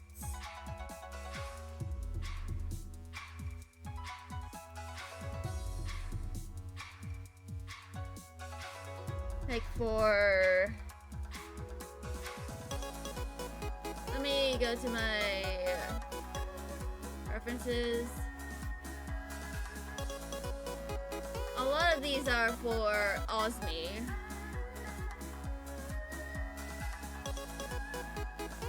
And Linnea as well.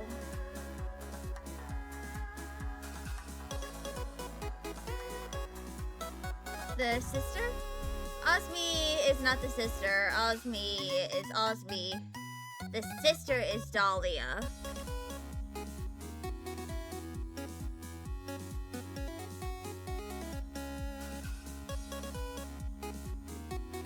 Yeah, I will probably make a front-facing reference for Dahlia.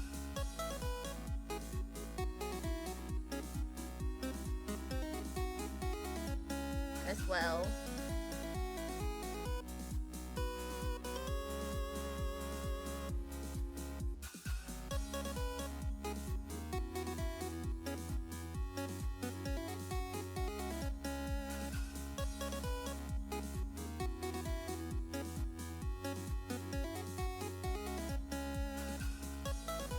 But yeah.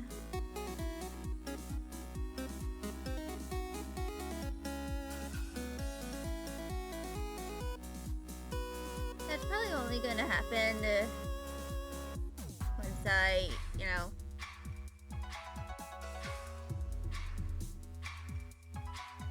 I'm probably going to start doing some other stuff for the story too.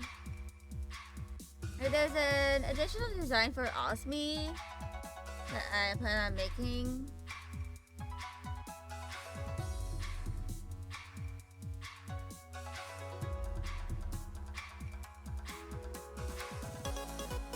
That is going to involve a lot of detail, and I need to look up some traditional little clothing from certain places before I really try to tackle it.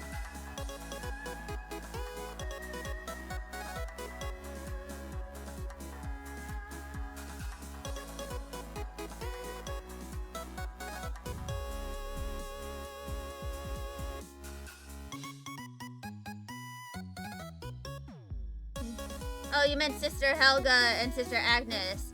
They don't have any designs at all yet.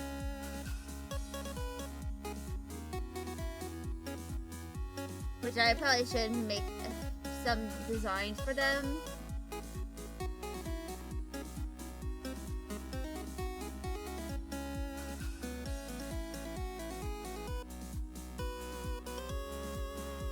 Which I'm probably going to do a little bit of research on. For one of them, because one of them uses mobility aids.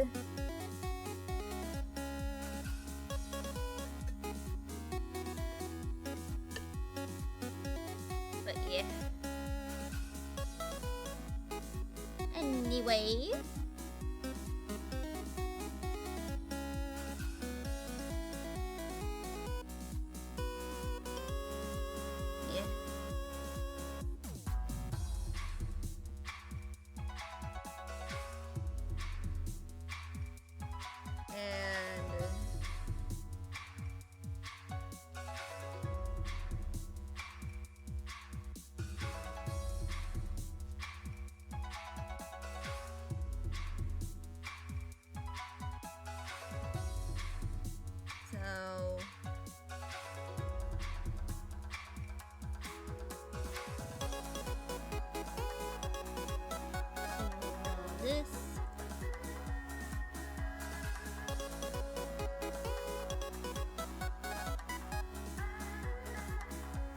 Which emote is this? This is the comfy.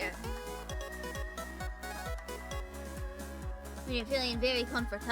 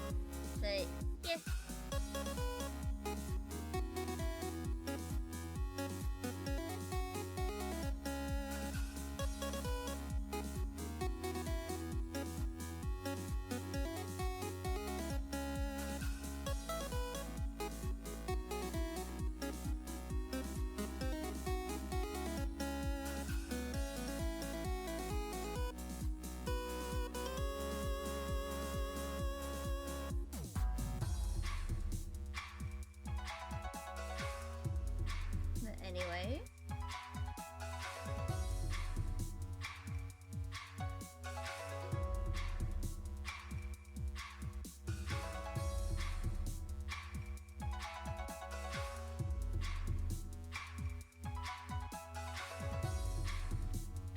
Let's do this.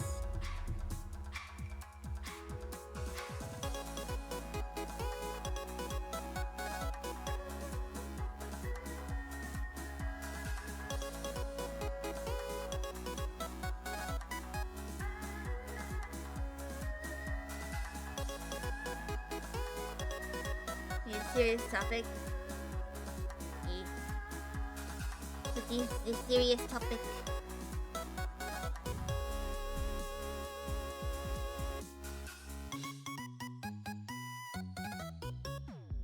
Also, I just realized that I forgot one part of the line art. Just let me go add that briefly. Can you ask my opinion about it? Sure.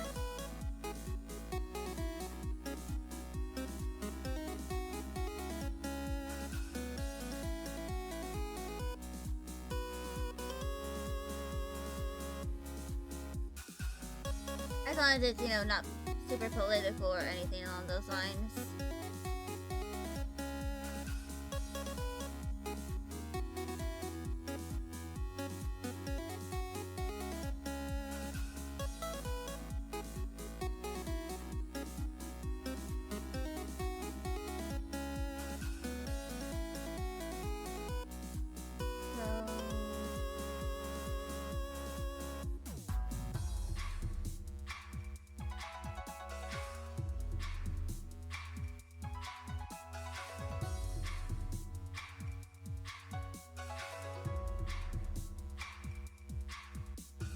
Feeling isolated in the community. Honestly, I feel like a good chunk of my isolation from the community is just because I don't really try to advertise myself all that often. But, I don't really go out of my way to actively interact with other VTubers.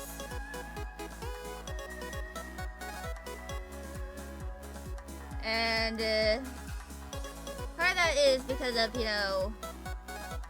my rejection sensitive dysphoria, which is an aspect of ADHD. Kind of fearing that I'll mess up an interaction and end up fumbling a potential friendship.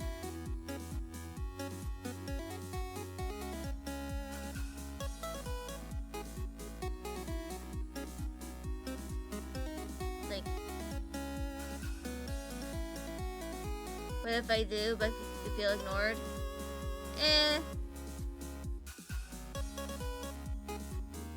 Honestly, at this point, I'm kind of used to being isolated. from, you know, peers and all that.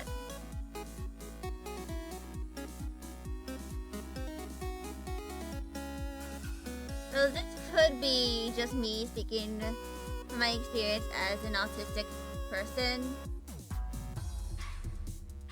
Like, you know, a special ed kid amongst all the normal kids. But I'm kind of used to being ignored, or just people judging me for my strange behaviors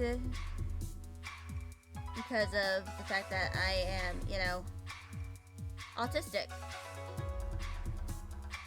And I know that I always run the risk of accidentally saying something inappropriate and ending up in kind of like trouble.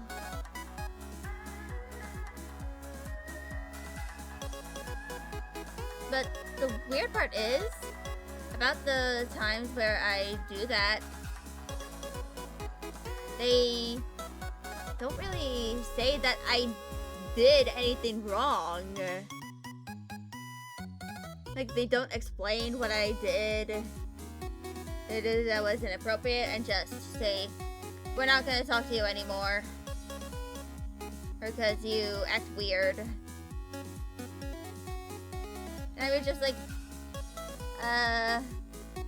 explain? And that's why I kind of like don't really interact a lot with, you know, people in the community.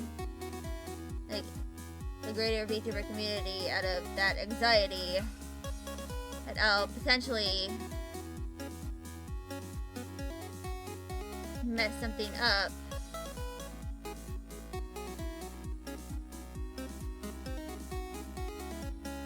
And just possibly be ostracized by the greater community. It's hard being autistic in a world that isn't really understanding of autistic people.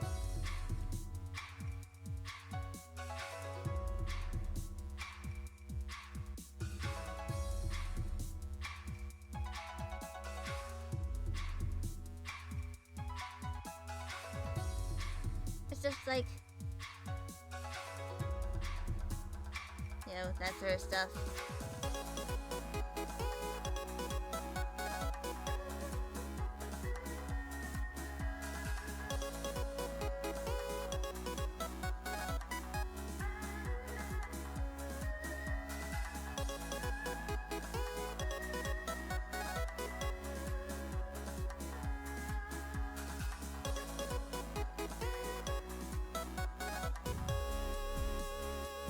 Yeah, I feel like eventually I am going to try and make an effort to try and interact with more fellow VTubers, but I'm probably going to try and do so in like a controlled circumstance.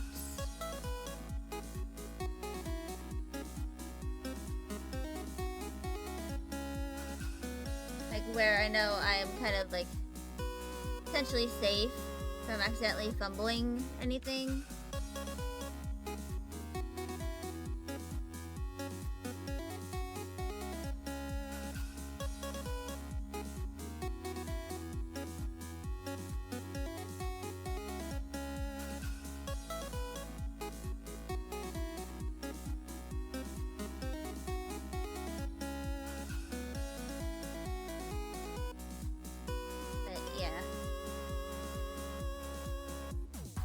I do need to put myself out there more anyway if I am ever to hope to potentially ever get commissioned by anyone, if I'm going to be honest.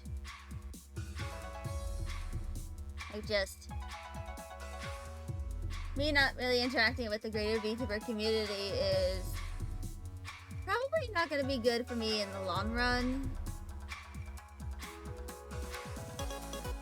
Like, I only really started interacting with other VTubers, like, when I started doing that was, like, 2023.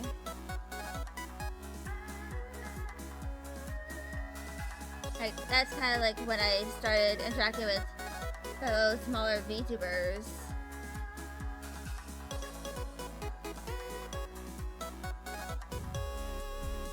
And just, you know, interacting with them. In fact, some of the games that I have on Steam, I got because I wanted to play with, you know, other people in the community. Like Dead by Daylight. Even though I don't really play Dead by Daylight, I kind of got it because I wanted to play with someone with like another VTuber. Yeah, Peak. It's kind of like that for me too, but instead of it being like an actual like improvised collab or anything, it was just when it came for Peak, I, you know, was like, these two people are in a voice chat. What are they doing? And they're just like, do you want to play Peak with us? And I was just like, okay. Then I bought Peak and played with them for a little bit until I had to eventually go to bed since it was 1 in the morning. But honestly, it was fun.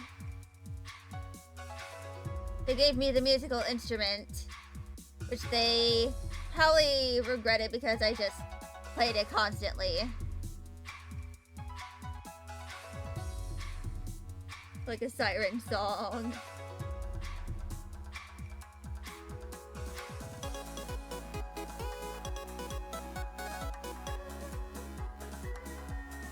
It was kind of funny though.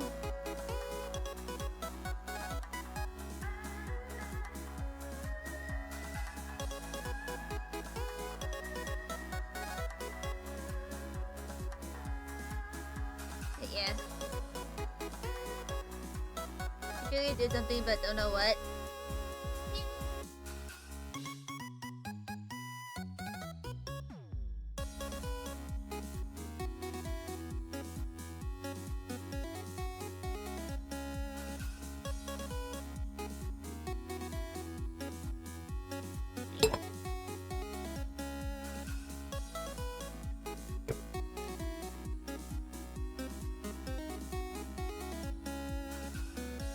Look.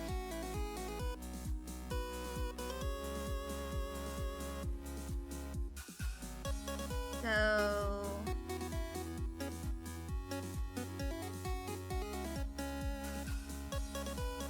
let's clip that.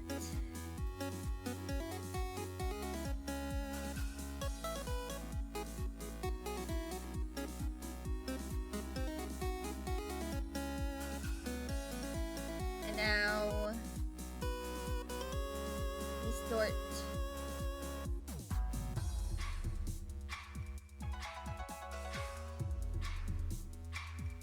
Doing all of these.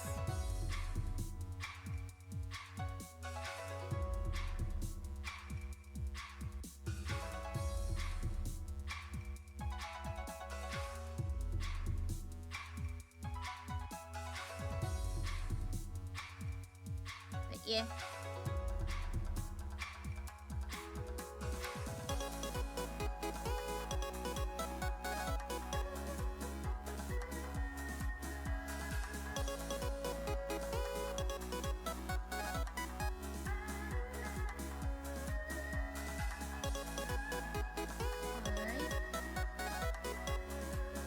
Just gonna slowly work on all these.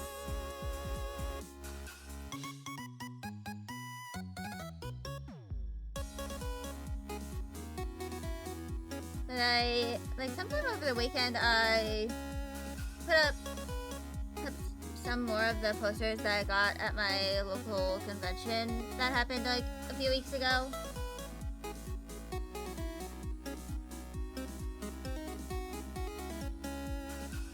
Right now, they are kind of like just a little bit lonely on my wall.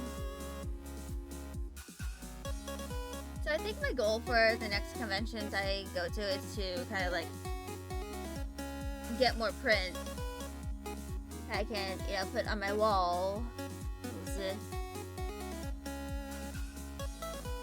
Of course, the big thing that I also need to do is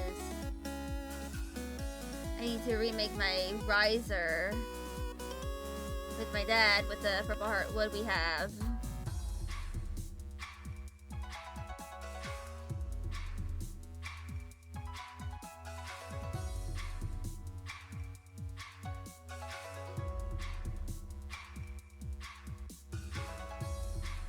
Just, you know, I already kind of have a design concept for it. Because I plan on having a few shelves. So on one side. And then my monitor on another.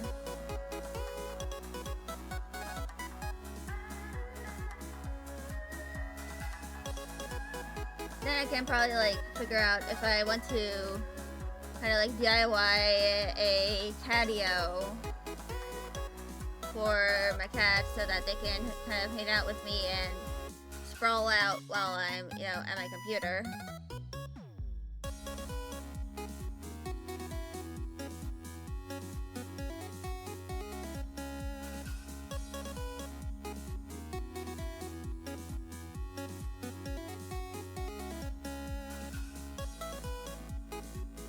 But yeah.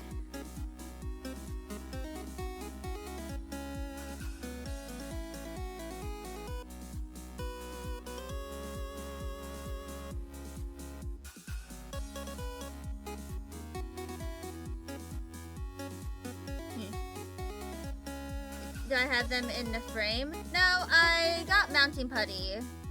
Need to put them up.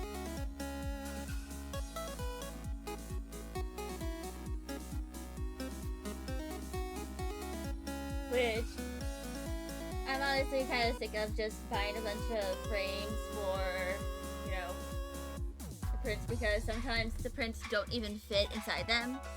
Anyway, thank you for the stretch.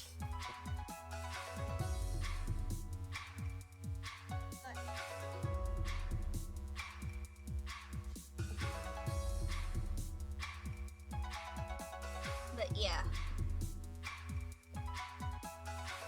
My plan is probably like when I'm kind of able to, the next few things I'm going to do for my desk is, you know, remake the riser with my dad.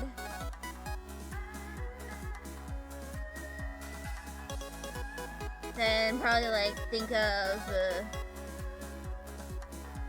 how to like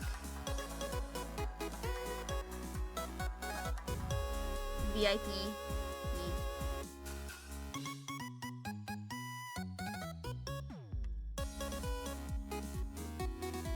I kind of think about how to do certain things.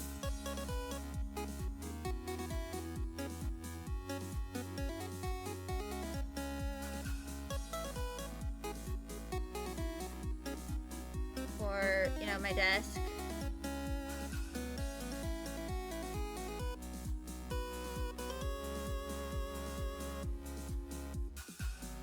I think I actually have a concept that I made some time ago.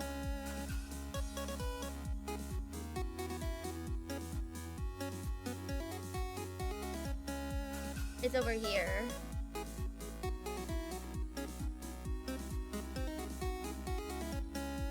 So this is kind of like the idea I had, like when I, you know, did this.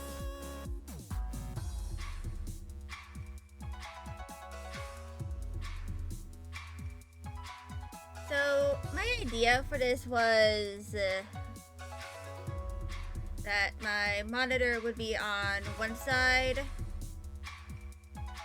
of the riser, and then there would be a shelf on the other. And there will be 3 shelves on that shelf. One of them is going to be for, of course, there's the one for all my little storage thingies that I bought from AliExpress. So this side is my keyboard, for my monitor shelf with plushies, that sort of stuff. And I'm probably going to replace my monitor by this time to something that, you know, doesn't have this wide ass base.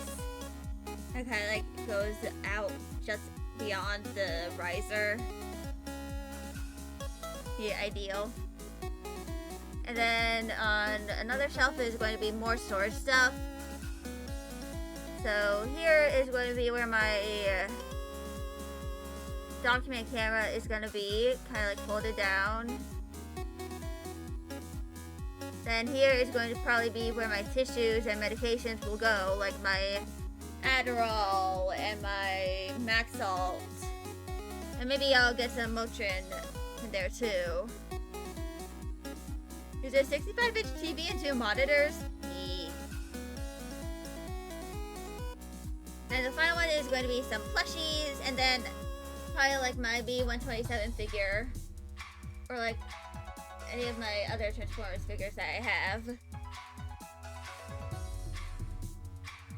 But this little cauldron thingy I have, I'm just using for like high shoes. But once I change my monitor, or at the very least the stand, for something different, I'm probably going to use that as like a way to hold up my tracking camera so that it's a little easier. Am I gonna make myself into a plushie?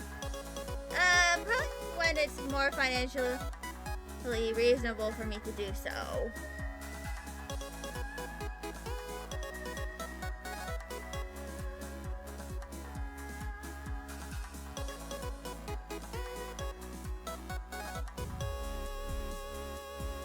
Like, once I have, you know, once I have, you know, the financial means to do so. But I'm probably not going to plushify. Nothing wrong with being a little narcissistic. Yeah, but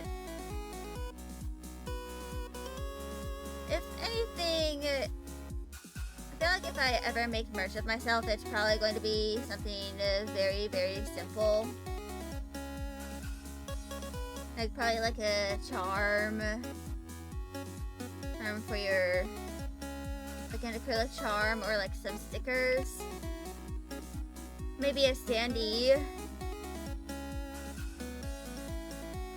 But from what I know, plushies are expensive to manufacture. And of course the minimum is going to be like several $100 if I'm, you know, to go with a manufacturer for, you know, making my own plushies. Of course I could always do makeshift, which is what a lot of different content creators have done. But honestly, if I am to ever make a plushie, it's probably going to be my mascot, the Meowpoke. Fuck! I forgot to snooze ads!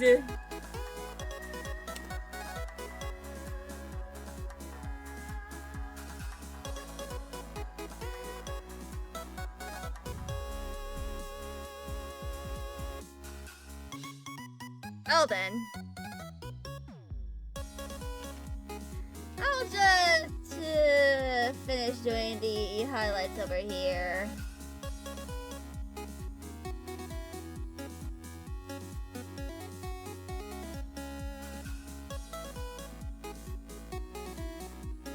Leave ads.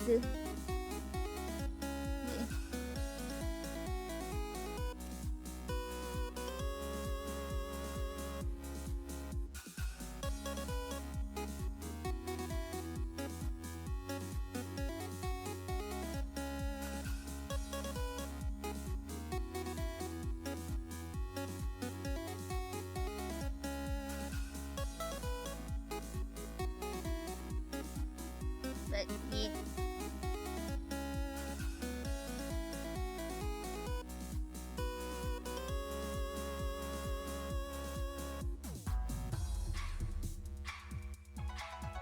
There we go.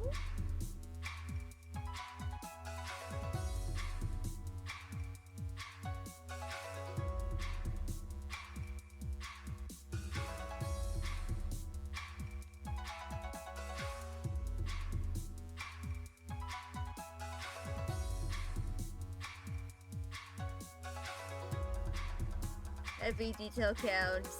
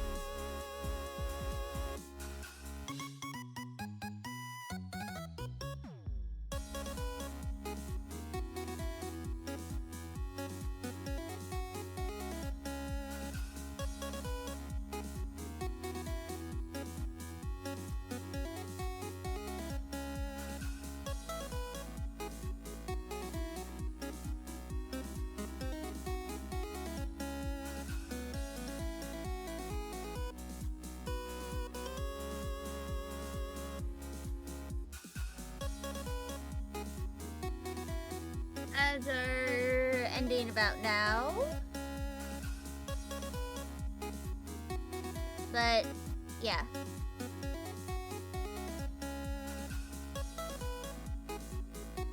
So, they've ended, yes. So this is the Meow Poke.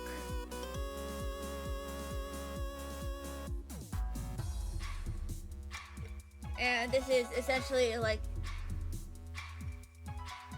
the cat that represents chat.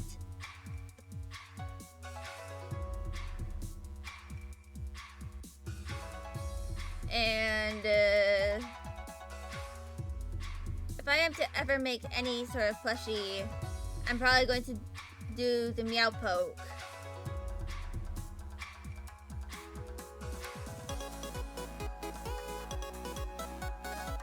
So yeah.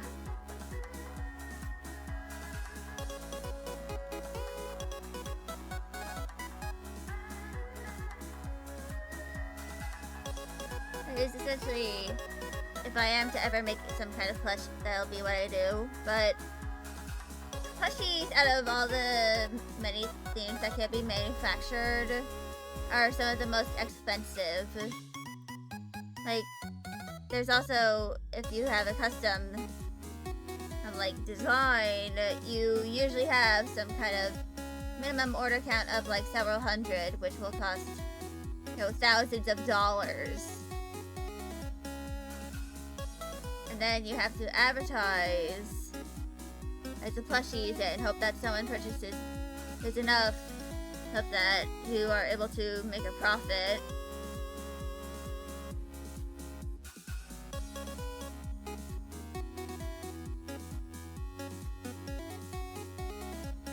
But a lot of times they might not be able to make a profit.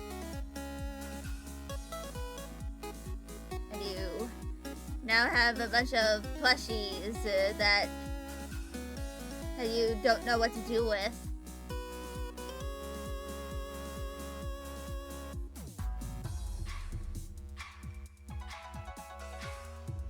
So that is why if I ever, you know, make plushies of my own, I'm probably going to wait until I'm like, if I ever, you know, make my own business, that I wait for a bit until I am financially able to, like, if I have enough people who are interested in my own designs, that I can, you know, make plushies through a manufacturer and all that.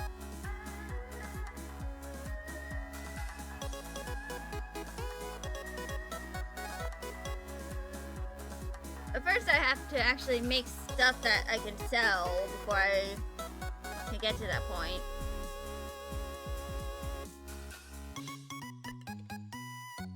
Like, the cheap... I'll never know when the opportunity hits. Yeah, but I want to, like, if I'm ever to make, like, merch of anything, like my original stories or, like, my VTuber, like, on my own, that I can, like, sell at conventions. These, like, I'm spelling big words. Yeah. But if I'm ever to, like, start off with certain kinds of merch, I'm not going to immediately start with plushies because those are very expensive to produce, and they also take up a lot of space. And at this point, I don't think I'm going to rent a storage thingy. Body pillows, yes, Dakimakura's. Those are also pretty expensive. Like, the cheapest kind of merch that you can make are stickers and prints. Because, if I go to Vograce, which is a well-known manufacturer,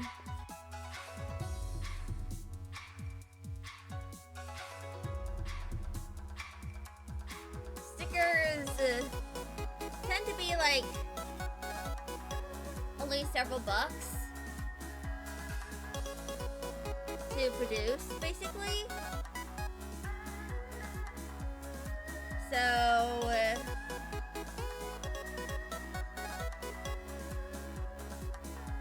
mouse pad, yeah.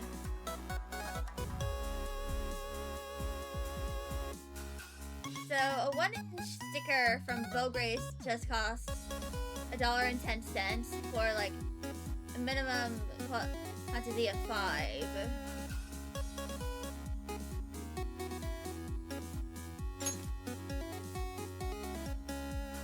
But allow me to kind of further explain.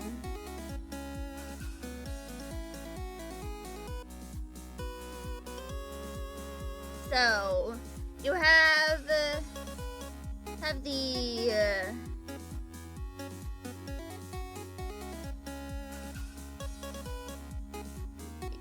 so you first have the cost to produce the item. Then you have the shipping cost to... You have the shop to ship to the seller. Then you might have...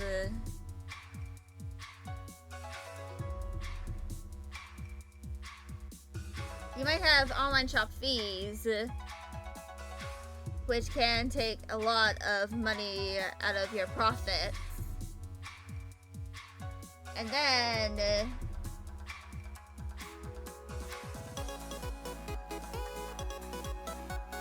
you gotta also pay for packaging and also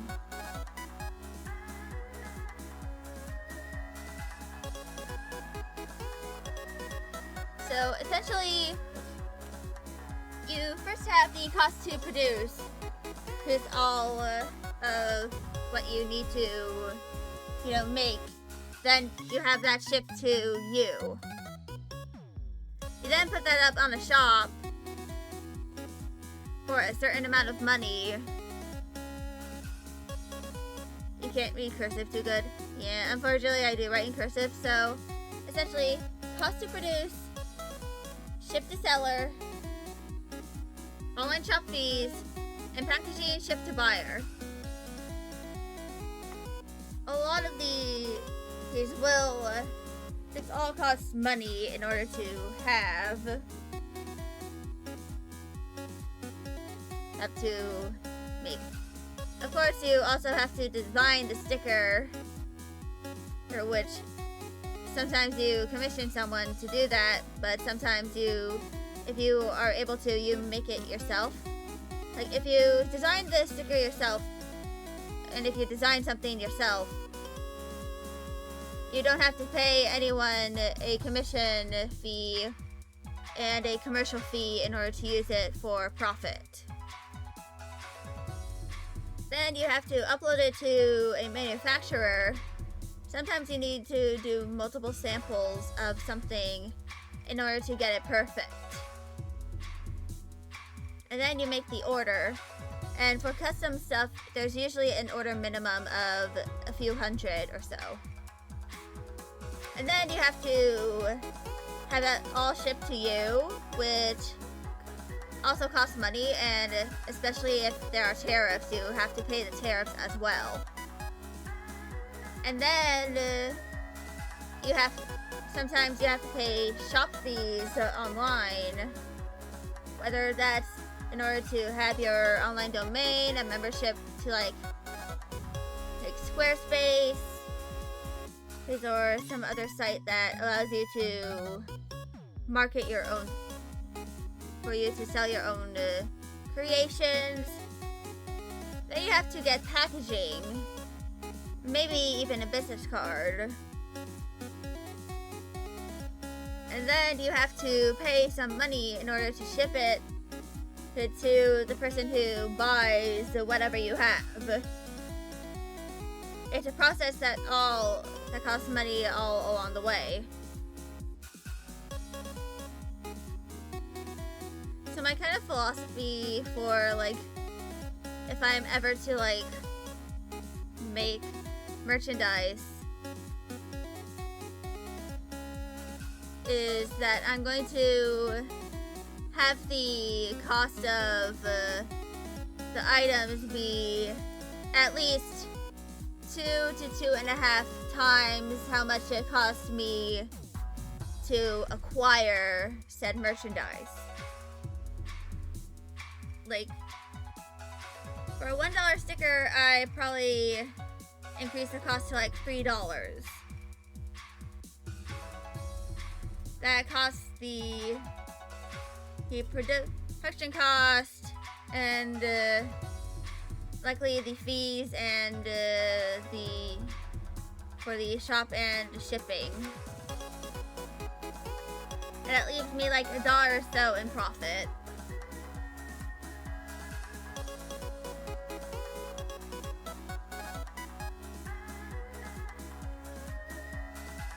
But yeah.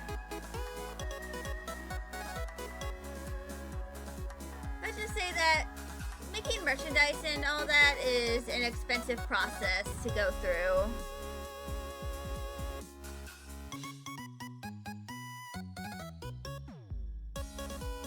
And sometimes you end up not having a lot of profits at all.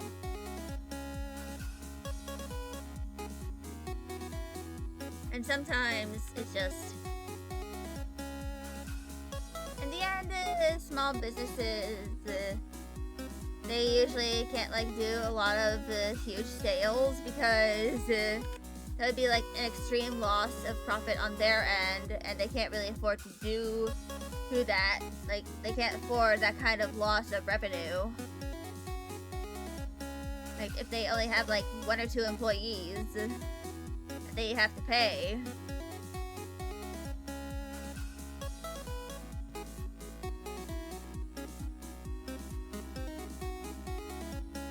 And that's why, if I am to ever like make my own little business, I'm probably going to like focus on stuff that, like, originally too much to think about. Yeah. Unfortunately, the ability to like make your own merchandise and stuff is like very time consuming.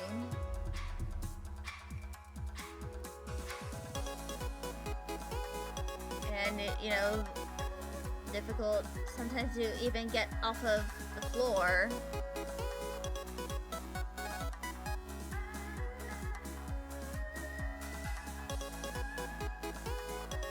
That And don't even get me started on the potential cost of like conventions, because you need to do all the setting up. Like you need displays for all of your merch, and also, you know, storage, and just ways to transport your merch.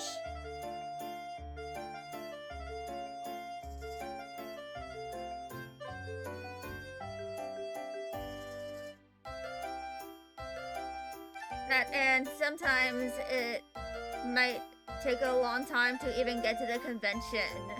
So you have, you know, the cost of you also have the cost of vending there as well, which can cost a few $100s.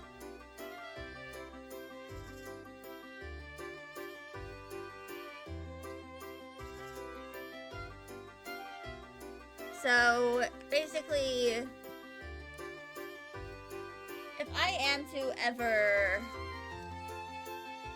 make merchandise, I'm going to start with small stuff that is like relatively easy to design and make, and that is easy to store in a small amount of space. And then if I am able to make a lot of money, start expanding into stuff that's more expensive to produce.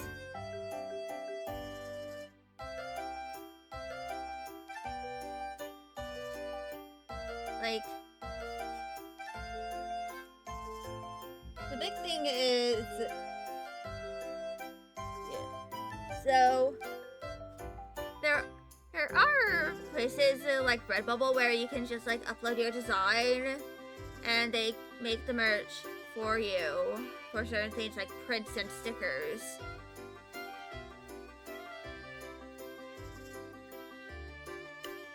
But of course that is, you know, one of many ways to like make merch. But if I'm to ever start making merch, I'm going to start off with stickers and likely art prints, which are relatively easy to kind of store. I can always like have a box of you know, stickers and like a box of small prints, you know, like mini prints that I can, you know, ship in like an envelope.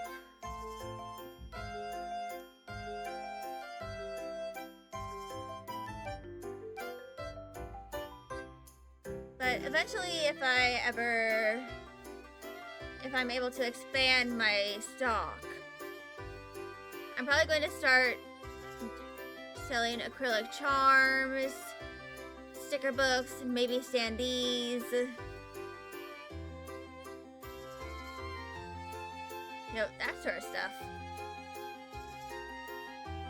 Anyway, I think this email can be considered done.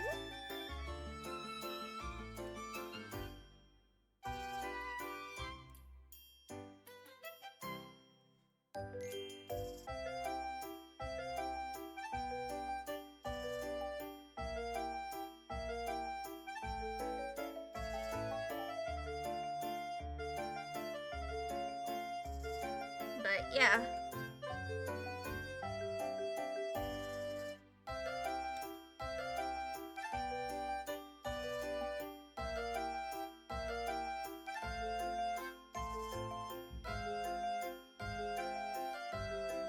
So,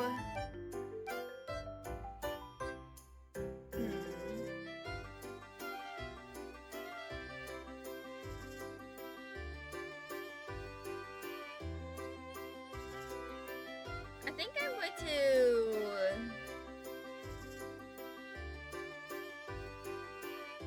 think of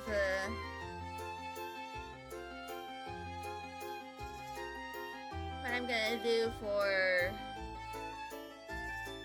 some of these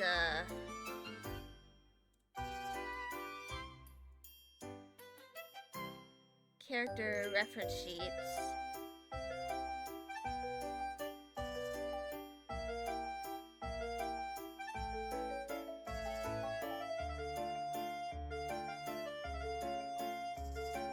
I think I'm going to start with Dahlia this time.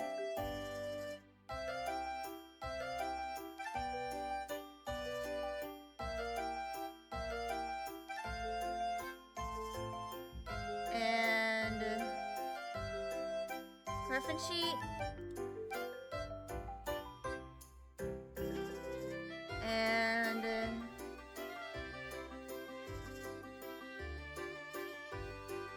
change that to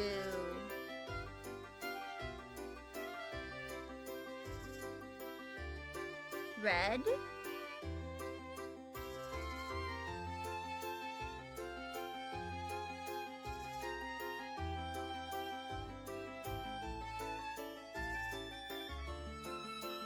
Reference sheet is always useful, yeah.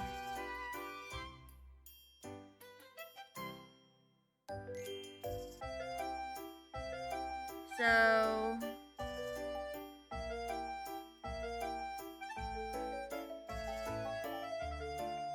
I'm going to probably like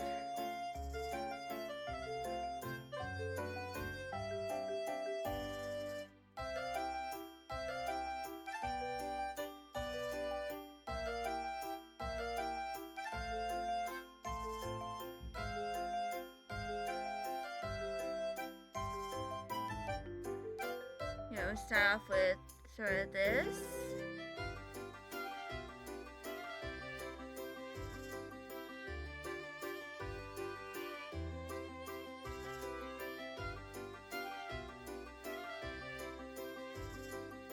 I'm going to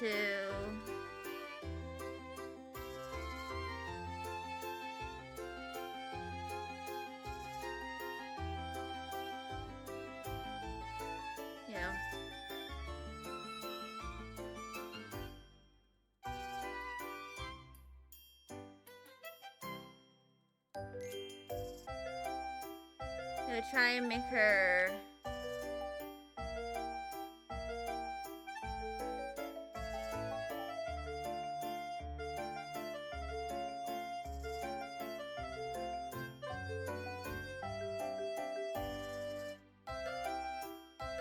just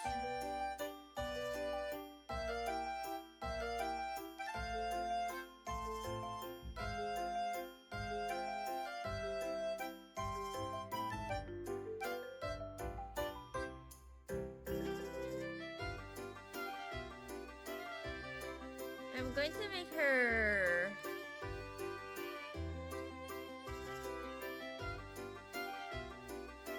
about 175 centimeters tall for here.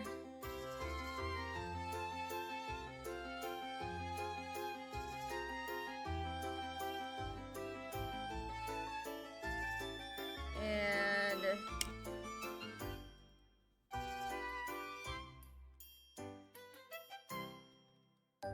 how tall? About 175 centimeters. So like 5 foot something.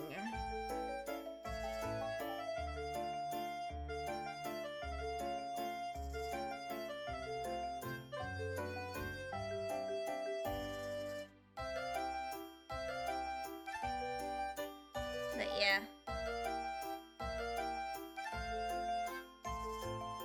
5'8", yeah. So kind of tall.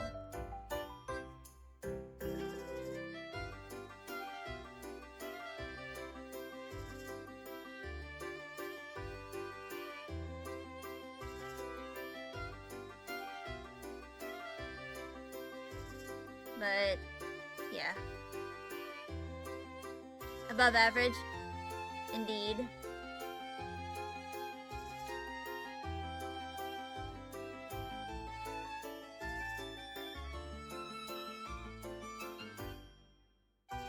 So just kind of like I'm meant to be sort of tall and foreboding.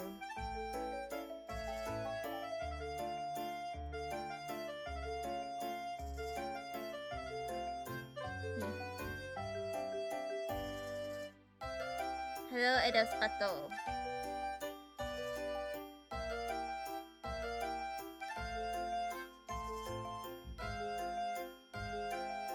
So...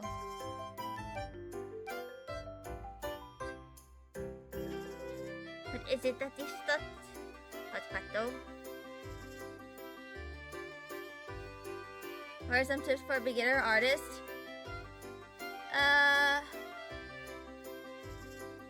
The biggest thing is, you know, learning all the fundamentals before trying to develop your own style. Like, you need to learn anatomy, and just, the biggest tip I have is just use references wherever you can.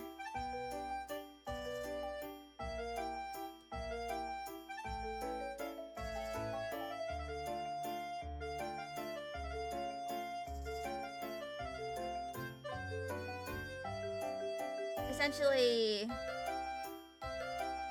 if you aren't sure how to do something specific, try and find a reference where it's that you can use.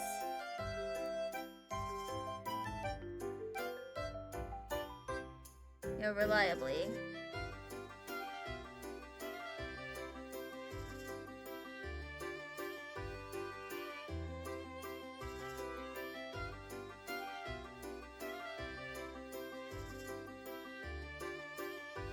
Essentially, references are an artist's best friend.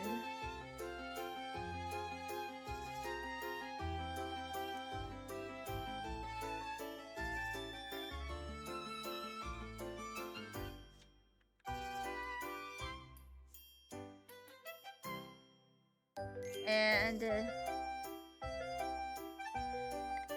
as long as you know how to use references and how to find them, you can learn how to do a lot of things. However, one of the biggest things is that you also need to know the fundamentals of drawing. Like, you need to know shapes, lines, volume, all that sort of stuff.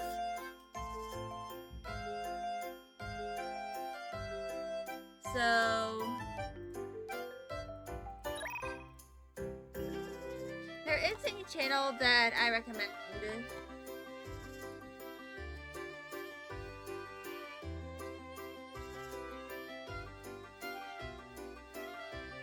Called Excel's Art Tip.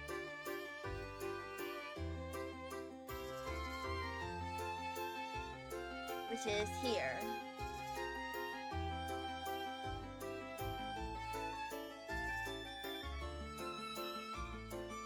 And they make a lot of, you know, shorts that are, you know, very bite-sized and easy to digest about common mistakes and how those could be fixed.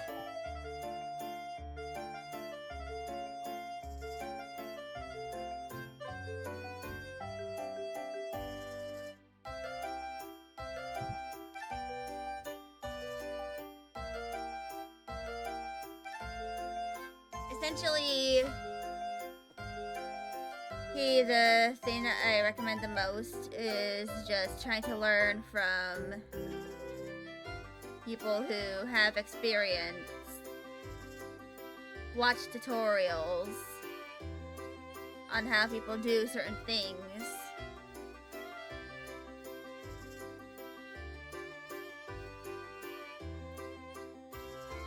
And try to, you know, apply that to your own art.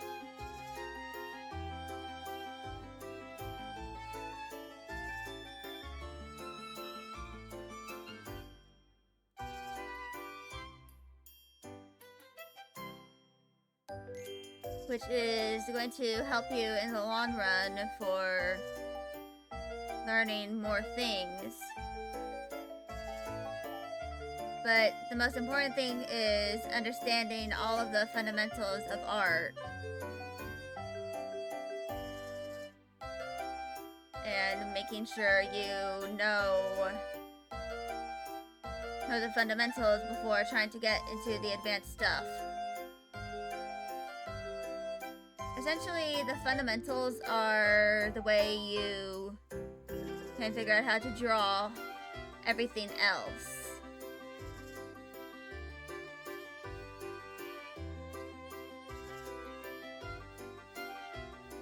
Like, everything here can be easily broken down into shapes. Like, for example, if I open this up here, a lot of the shapes in her hair can be just broken down into, you know, triangles.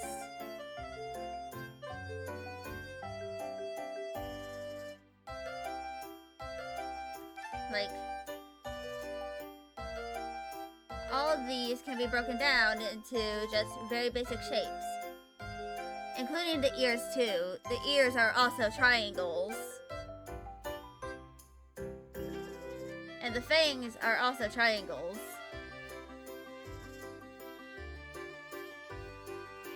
Essentially, all very complex shapes can be broken down into more basic ones.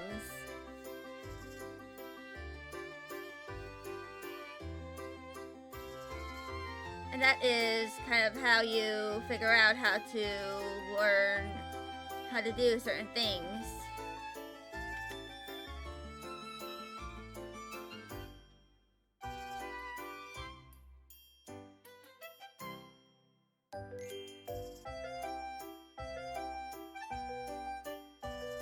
And this always includes certain aspects of anatomy. Like, a lot of the aspects of the human anatomy can be broken down into boxes or just, you know, rectangles and squares.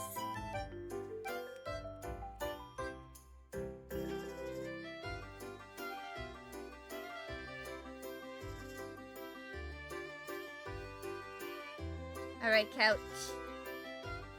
Indeed.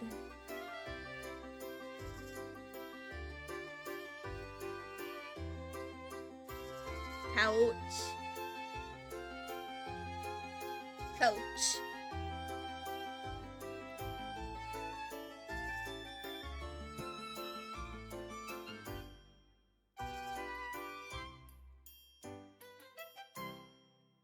Thank you.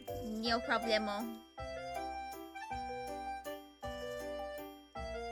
But yeah, essentially everything about art is you can break everything down into everything that is very basic. Like, even if you are drawing something as complex as a giant robot, those can all be broken down into various shapes.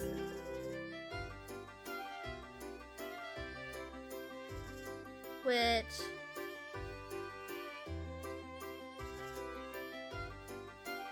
let me go find. You can do heads, but you can't figure out bodies. Yeah, bodies can be pretty hard. But essentially everything that you can see in the body can be broken down into shapes. Like, for example,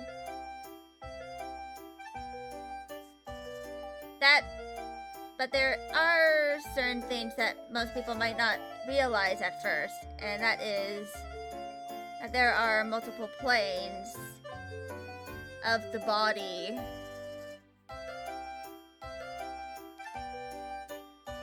And that is why I kind of do this thing in my sketches when I'm drawing the body. And that is so that I know what aspects of the plane that I am doing at the current moment are, situated.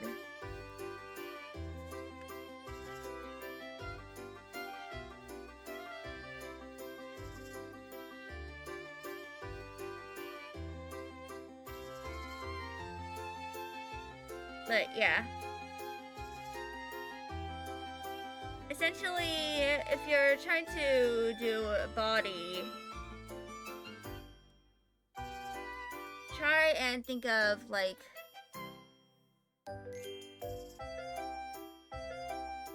a square. And then you do another square, and then you do this like trapezoid-like shape. Then you do a triangle down here, and that is the pelvis. And the hips. This is, of course, the upper body. And you can always do this sort of shape in order to determine where the ribcage is. And that is kind of a way to, you know, figure out placements of stuff like, you know, the chest, as an example.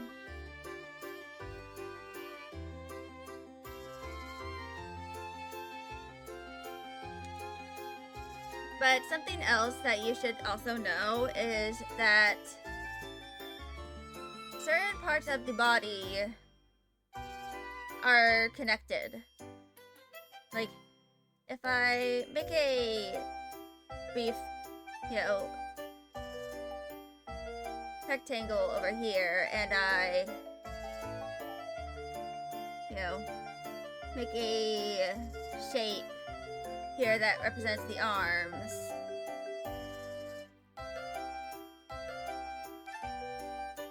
Consider this breast to be relaxed. But then the other kind of raises up along with the arm.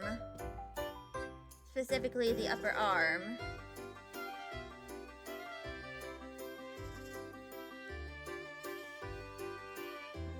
That is a secret when it comes to anatomy, is that many aspects of it are interconnected.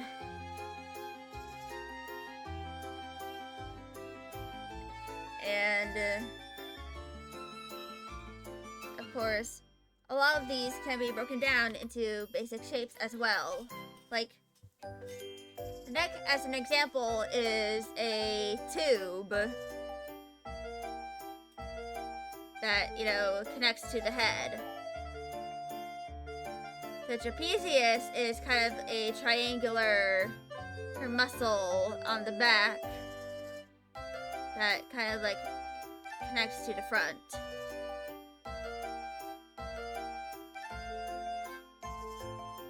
But essentially, the body, you can kind of like figure out how to do all the planes and stuff with the boxes.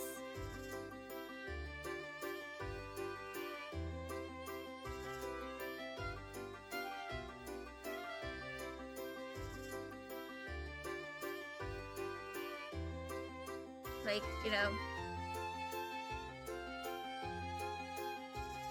consider this, like, this is just the most basic front-facing part of the body. When you start working with other angles and stuff, that's when it gets interesting.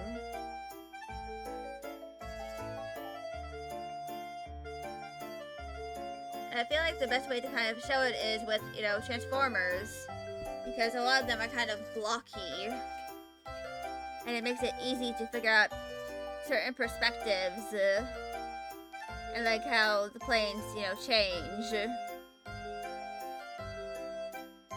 Like with Ambulon over here, the planes are kind of like that.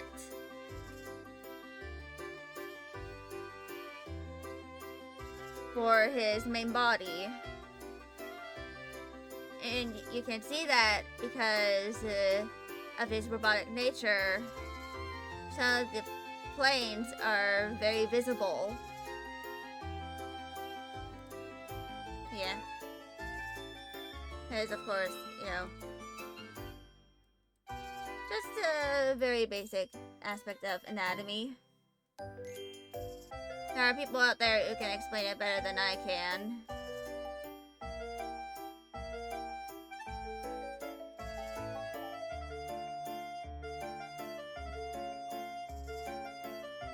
But that is essentially the most basic part and aspect of anatomy. Can I go to school for art? Well, I currently am, because I am, a whole graphic major and all that. But I'm mostly self-taught.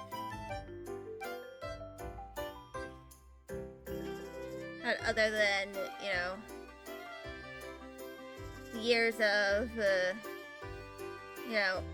art classes I took. And I haven't really been taking a lot of art classes in a while because I've been trying to get my prerequisites.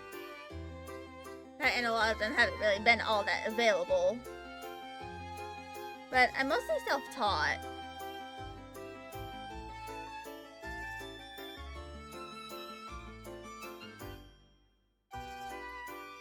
Of course, a formal education can help with certain things. But in my case, a lot of it is about, you have to learn how to apply certain things yourself.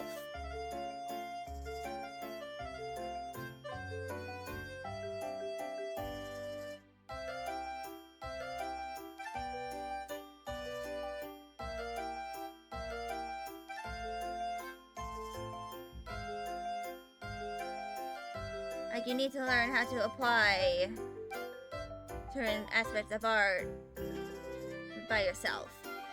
You have to learn certain things about art by yourself.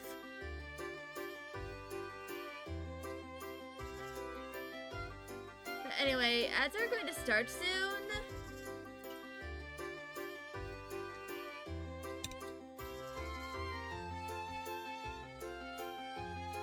But, yeah.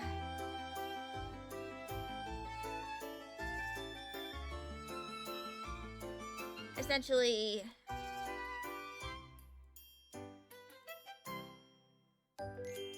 that is, the main thing about,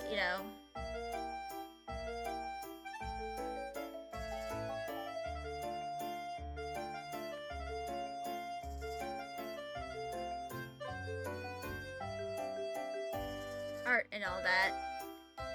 It can be broken down into the most basic fundamentals.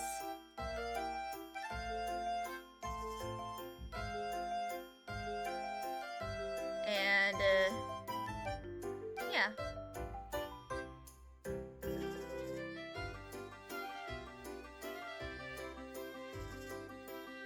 But anyway, I'm going to save this.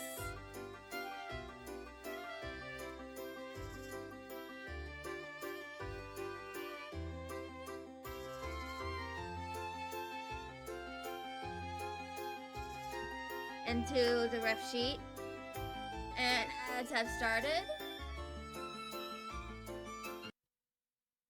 I'm just gonna go use the bathroom real quick.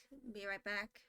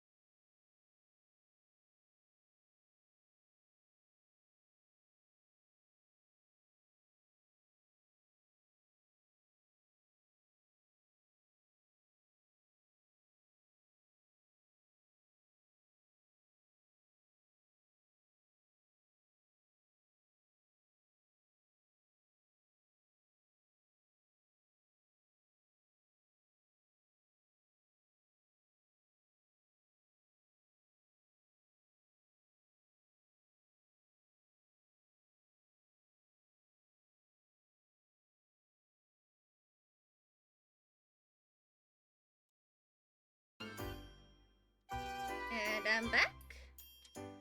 Ebodinian.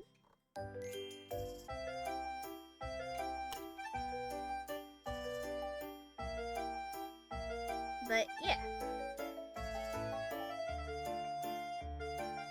I'm going to... Oops.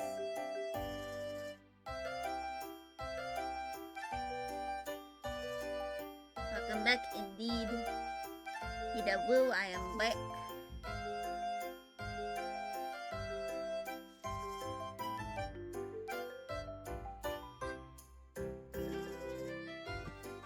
So...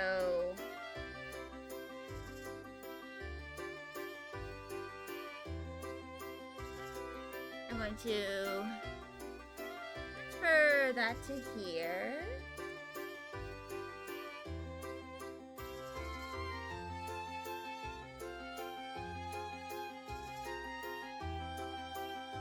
So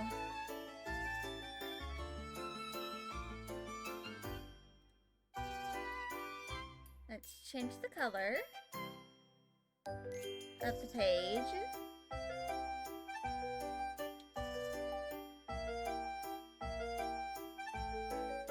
And let's get started. I'm doing some line art.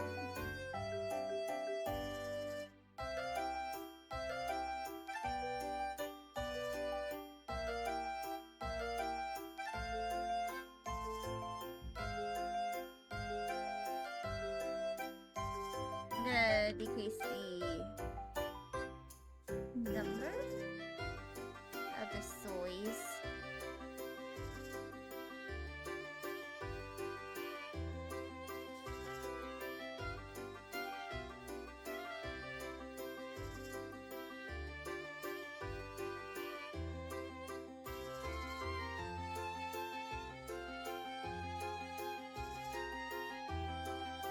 But yeah.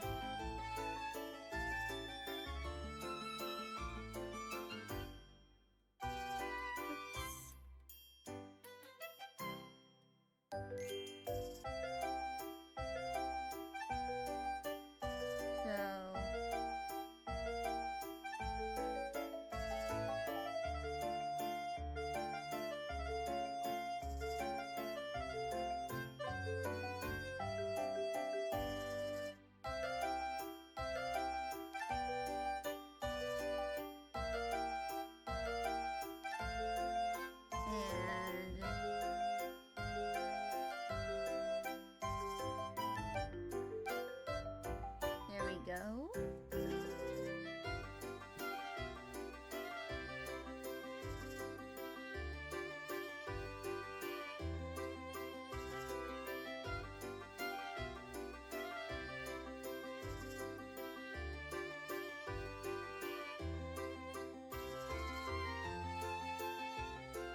And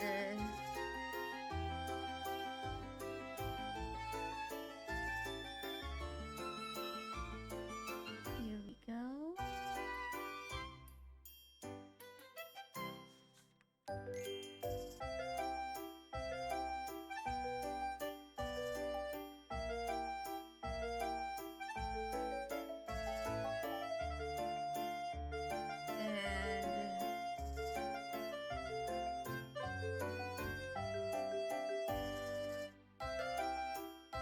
Here we go.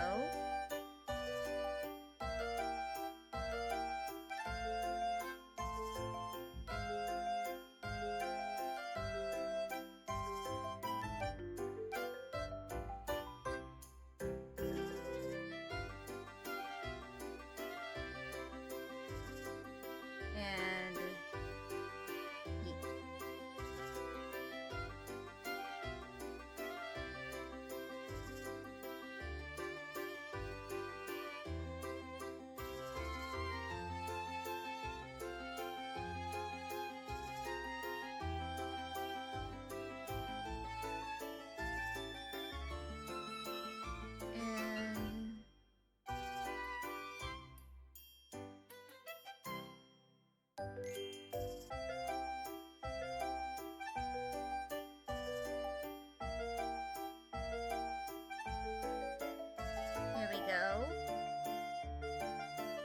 probably should move the legs, but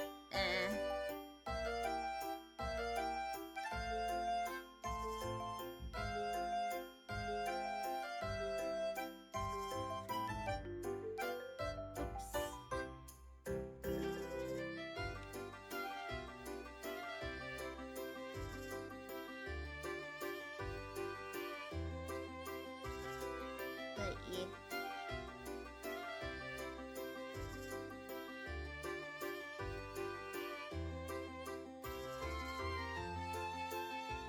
And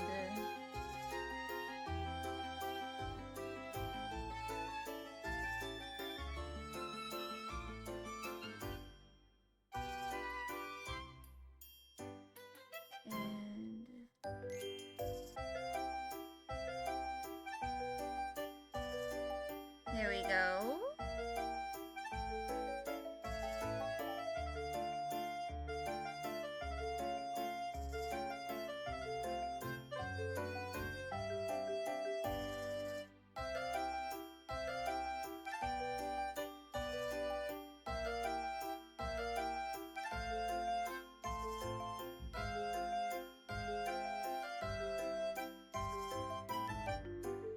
Eventually I am going to make 3D assets of some of the characters' heads so that I can, you know,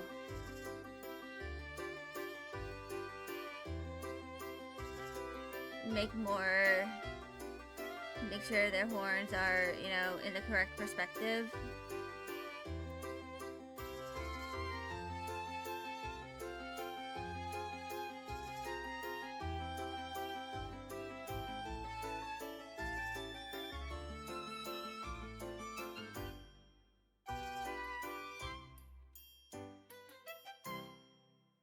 But yeah.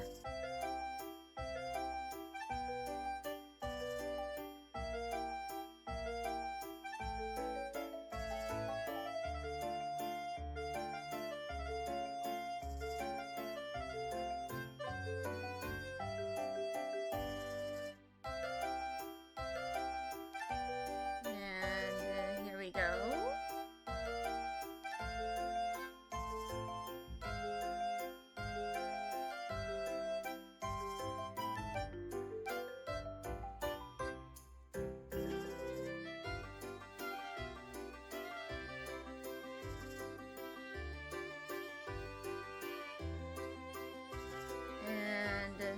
Watching the time and effort it takes for these is always inspiring for a commission. Yeah.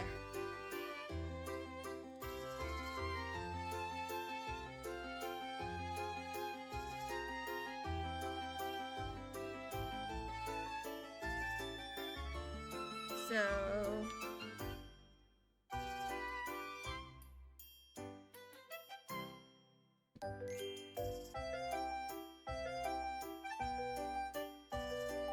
I'm going to use this selection pen.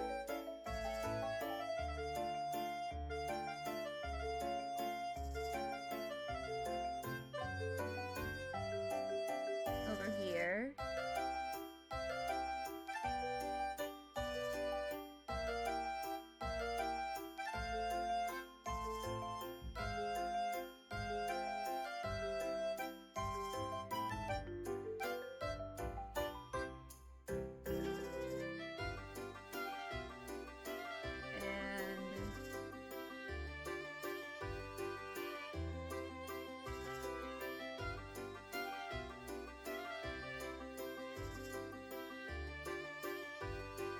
Then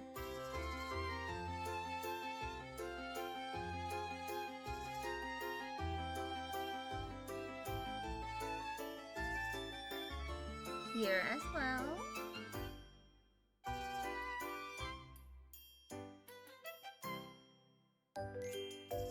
And that's because these are the same color.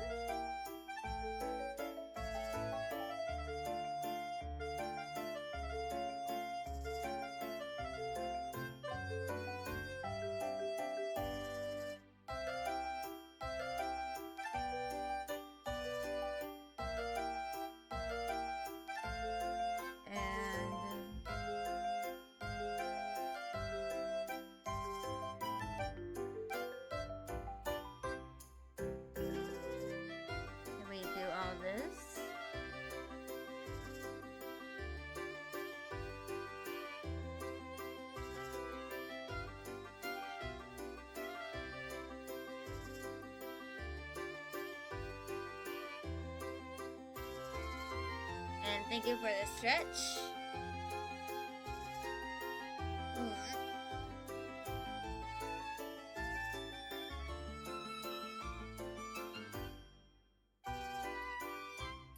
Don't forget to breathe. Yeah. Don't worry, I know.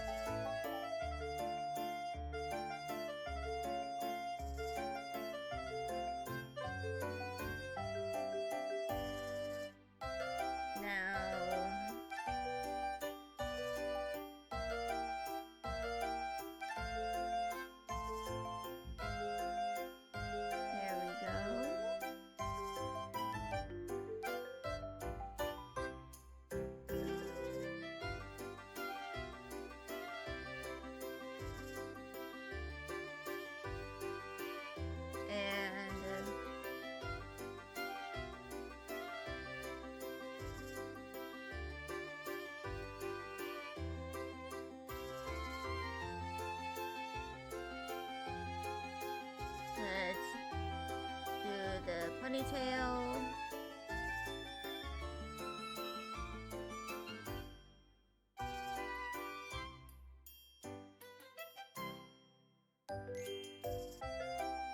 And bam! There's a little bit of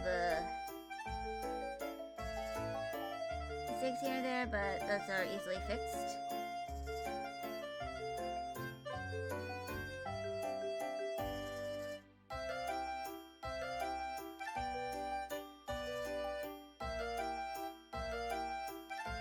Some of these lines need to be a little thicker.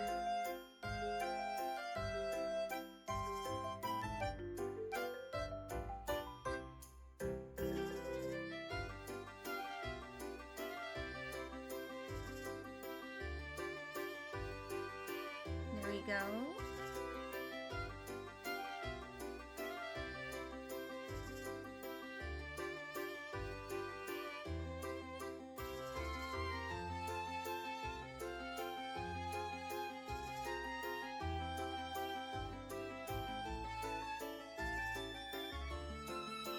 And I believe these two share a sclera color. Now, her scar.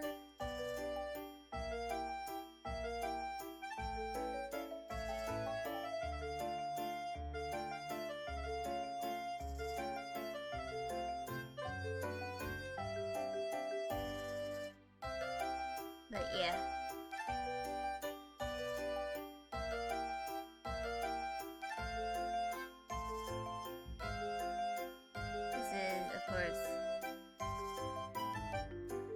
There might be some changes that I make here and there with the design, but this is of course the most basic, like the most common outfit that Dahlia is going to be in.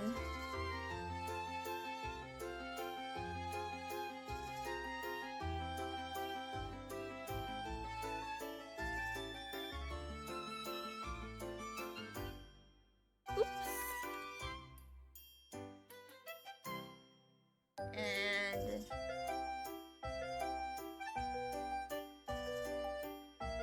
of course, she also has Hunt.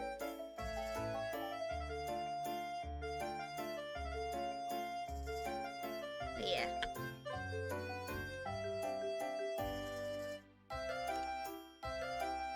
This is gonna be Dahlia.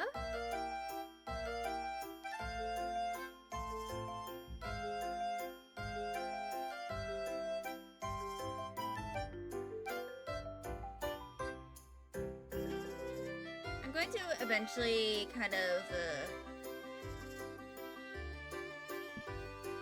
try and make some kind of concept later on for certain aspects of her design. And I need to start making more outfits of her.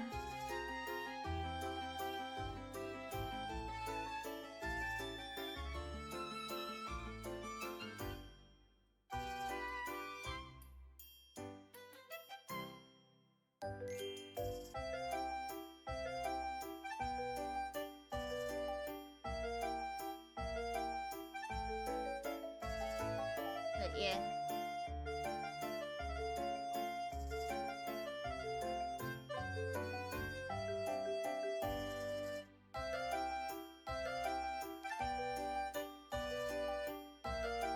For now, this is going to be Dahlia's design until I make any sort of revisions later on.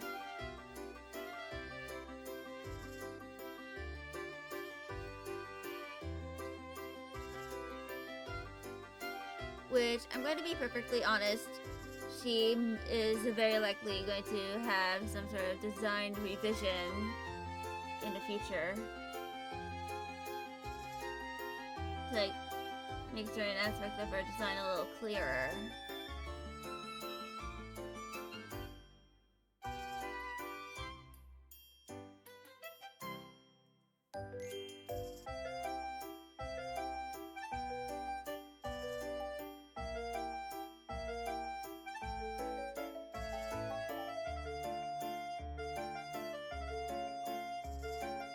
But yeah.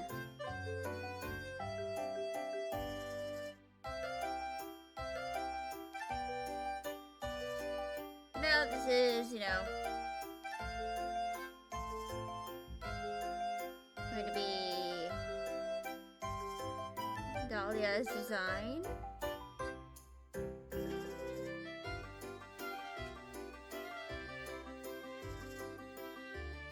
But yeah.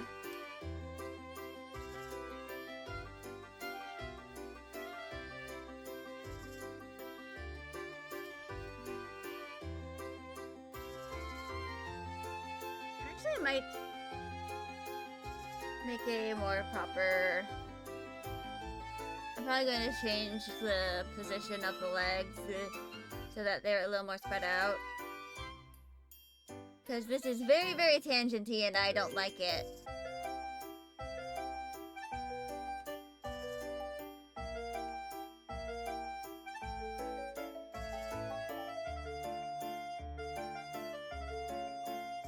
But, yeah. I'm probably going to end stream soon. So that I can recuperate and prepare for tomorrow's stream, which will be Date Everything.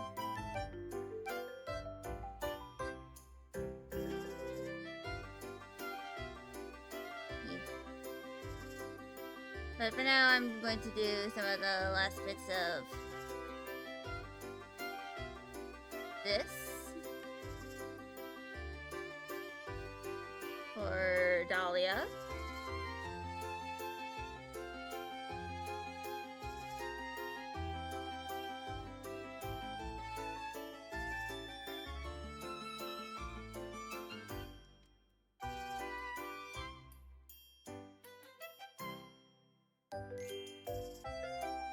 But yeah.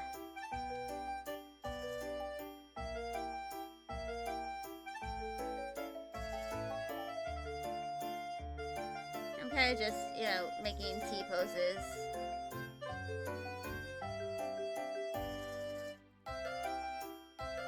But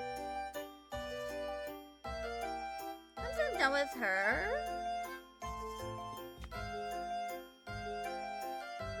I'm, you know, gonna end stream.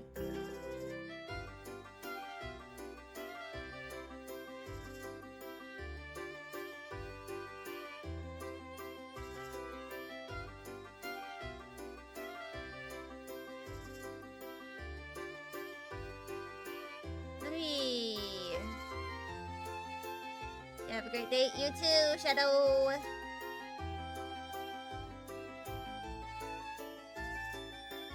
Oops.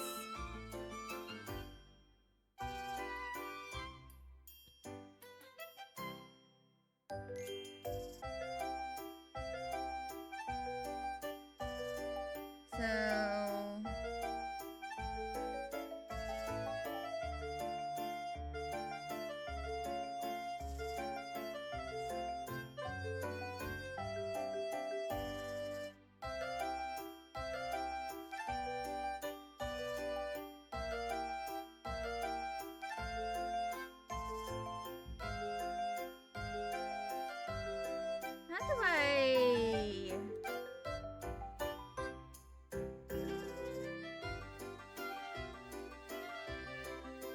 There we go.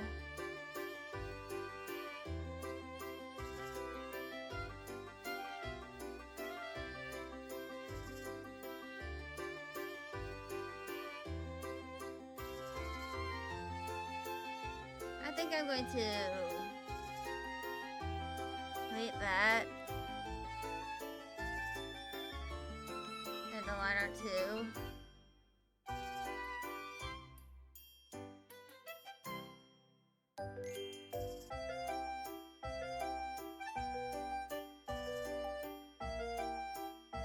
And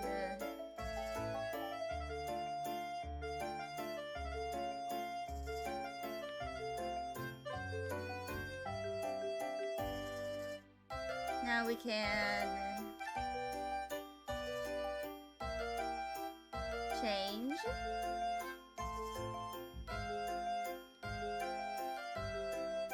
This up.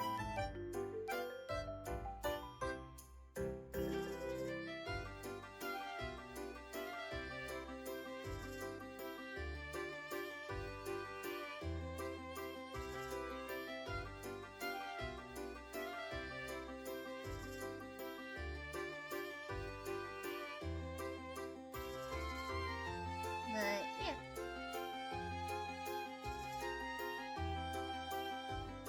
Once ads and I'll end stream.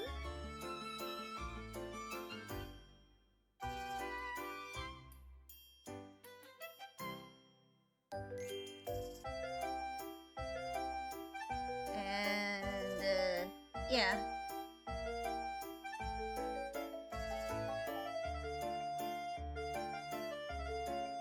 I'll be ending stream soon.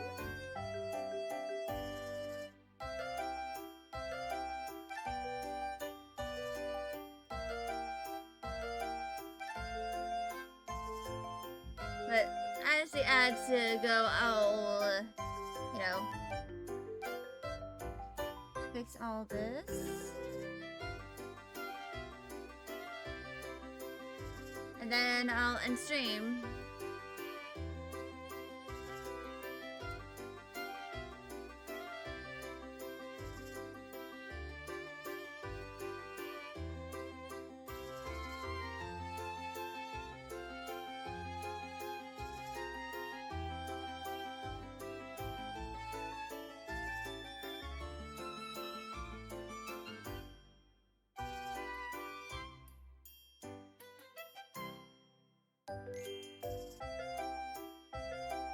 But yeah.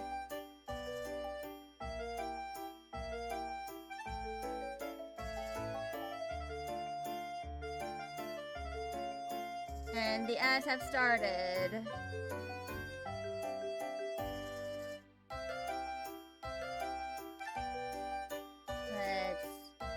Oops.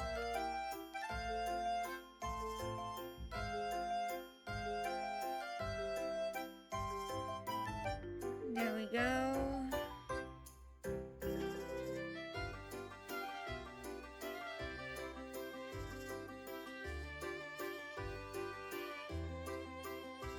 But yeah.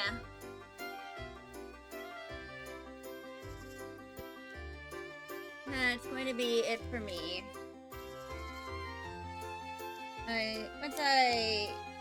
Once ads ends, I'll do the ad and stuff. I mean, stream and stuff.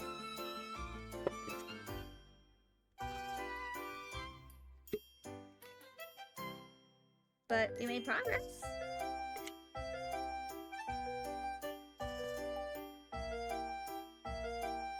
On a bunch of stuff. You know?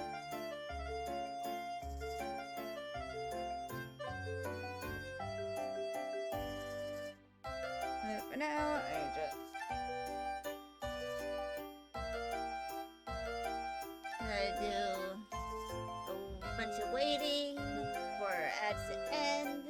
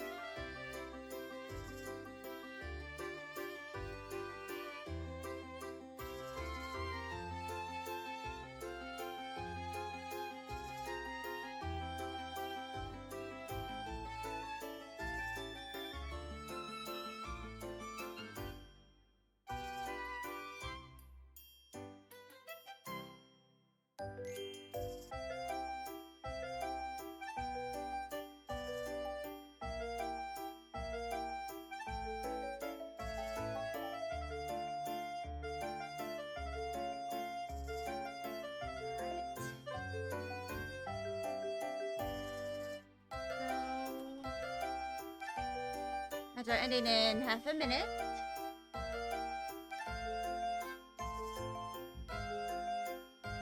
Just give it some time.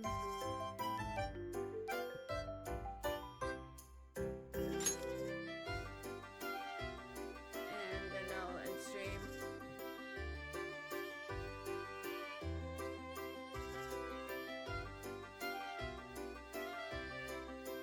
Alright, so I'm going to be ending stream now.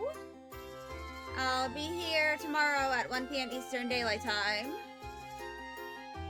I'll be continuing to work on this probably like as I'm off stream. But yeah. I'll be seeing y'all tomorrow. Bye y'all!